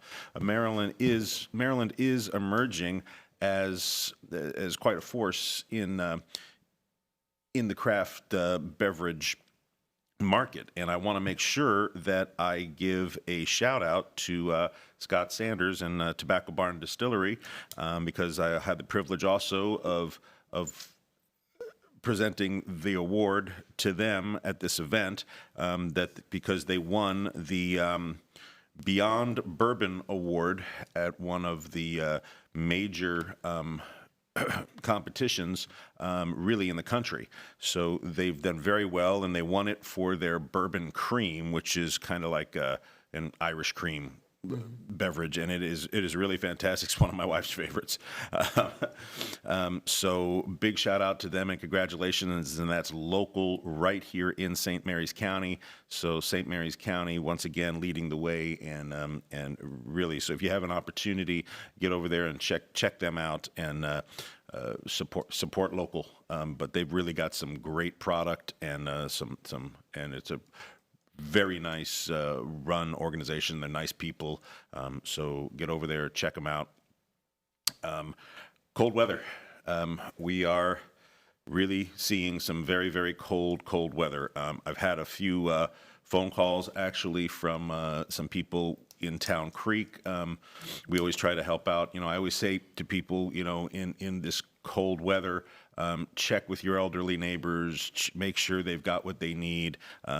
Jennifer and I received several calls from some neighbors of ours and some folks that live further down in Town Creek, elderly folks that they cannot get out to the market, and they were in need of some basic necessities, toilet paper and things like that. And Jennifer and I were able to go up to the store, pick up what they needed for them, and get those supplies to them. So I really, really say, please, please, please check with your neighbors. Make sure they're really getting what they need. A lot of people won't speak up and they won't ask because nobody wants to be a burden.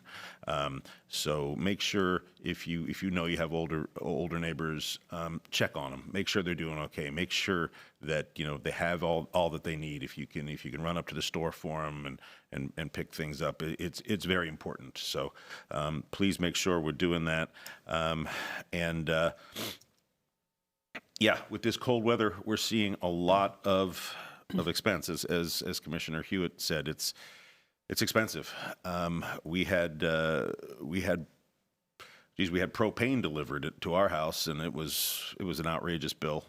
Really shocked me, and I hate to even think what my Smeco bill is going to be with all this cold weather, because we are running our heating units. So we need to look at affordability, and I agree with Commissioner Hewitt.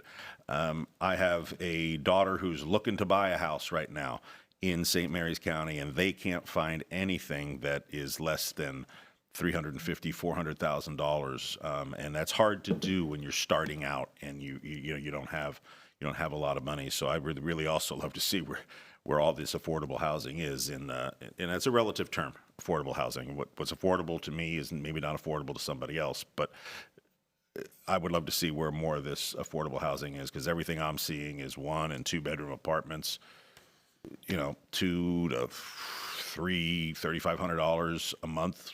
So that's expensive. So we have a great need for affordable housing in this county. And this commissioner is working very hard with people to make sure we're able to bring developers here who are willing to do that.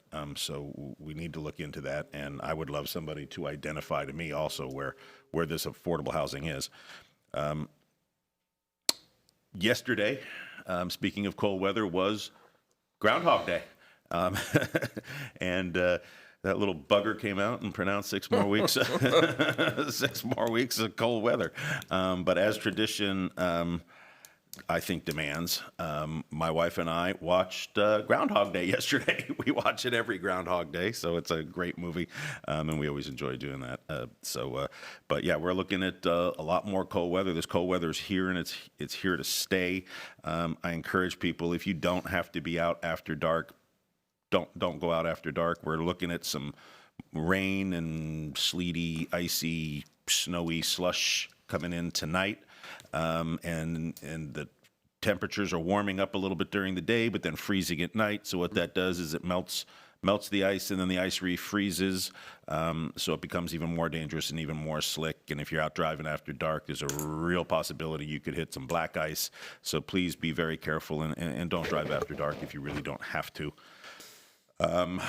Budget work sessions are coming up, starting soon, next week, and it's always a tough time. Everybody has needs. All departments throughout the county, all agencies throughout the county has needs, and it's our job to make sure that we can cut the cloth so everybody has what they need. We might not be able to give everybody everything they ask for, but I think it's important, especially in these very uncertain times where we're getting more and more pushed down on us from the state level, that we look to maintain what we have here. I'm not looking to put on a bunch of new projects, and we need to complete the projects that we have. We need to maintain the great parks we have, the libraries we have, and make sure that we are budgeting enough. Once again, I mean, Commissioner Guy has used the term many times. It's a tighten your belt budget, and it seems to be year over year where that belt is getting tighter and tighter because we're getting more and more pushed down on us from the state in ways of unfunded mandates. So we need to look, and it's what this commissioner is going to be looking at, is maintaining what we have and controlling our spending as much as possible. So that's where we need to focus on, I think, in this budget session. Please, everybody, be safe. We're going to have a lot more cold weather, so be safe. Help your neighbors where you can, and with that, I'm going to go ahead and pass it on. Unfortunately, the groundhog is wrong 65% of the time. Yeah, well, maybe fortunately. He's wrong this time, right? Yeah, I just read that 65% of the time it's wrong. I bet we get the squirrel out there. Yeah. Before the damn groundhog. I'm going to follow the squirrel from now on. And capitalizing on what Commissioner Hewitt said about the Patuxent being frozen over, I can remember in the early 60s when the Potomac River was frozen completely across. When I was living down the ridge, one day we had about 8 inches snow on the ground, and no plows were down the ridge area yet at that time. And my father said, my brother and I, we had a little general store down there in Barno, and he said, go get a couple 100 pounds of feed and put inside of my 61 Oldsmobile station wagon over the rear wheel, because we're driving to Point Lookout. A friend just called up and said the Potomac's frozen over, and I want to see that. So I said, well, Dad, I want to see that too. That's what we did. And he took that station wagon and plowed through all the way down Route 5 into snow. It hadn't been touched. Got all the way down to Point Lookout, all the way down to the lighthouse, and stood there and looked out at the Potomac River frozen completely across to Virginia. It was amazing to see. Mm-hmm. So this cold weather, I know it's awful cold, and I will agree. I don't know what happened to global warming. Maybe it's still in effect, but it's not. Something's wrong right now. And I think we do go through cycles, and this is one of them. It's just going to be cold for a while. So unfortunately, it's costing everybody a lot of money to heat the homes and take care of everything. So hunker down and do what you can to take care of everybody, including your animals and everything outside there. I just do want to tell you also that I'm great to see our STS services doing well. The free that we started 1st of July of this past year really helped out a lot. And talking to various people, how much ridership has increased. This is very good for us, and I hope we can continue doing that. We do need to look very closely. I hate to say it, but we keep losing more and more funding to the state as they pass things down to us, and it looks like we're going to get more again this year. The governor's pat himself on the back about cutting, but he's not really cutting, he's passing it on to us. And this does tie us up a little bit on trying to do projects we'd like to do with the money, and rather than pay for state projects. But it's getting that way, it's getting worse and worse. So just like Commissioner Alderson said, we people need to look at these various things and pass on to our delegate and senator, or to Annapolis at least, our recommendation not to do these things. Tighten up your belt too, like we're trying to tighten ours up, and not overspend. And that's what they're doing. They're just spending too much. But nothing we do about that. And I did receive this past week, we went to the, I think it was Wednesday night, they have a Chamber of Commerce has once a month a outing, you might say, at one of the businesses, and I was honored by the Chamber with a, you might say, a certificate thanking me from all my support of St. Mary's County over the past almost 12 years. This was really something to receive as far as from the county itself, or people involved in the county, especially those in the Chamber of Commerce. And I thank them very much for the honor of receiving that certificate. It means a lot, and I do thank you for that. With that being said, I need to move into closed session. I move to enter a closed session to discuss legal advice. Second. I have a first and second. All in favor? Aye. Any nays? I have it.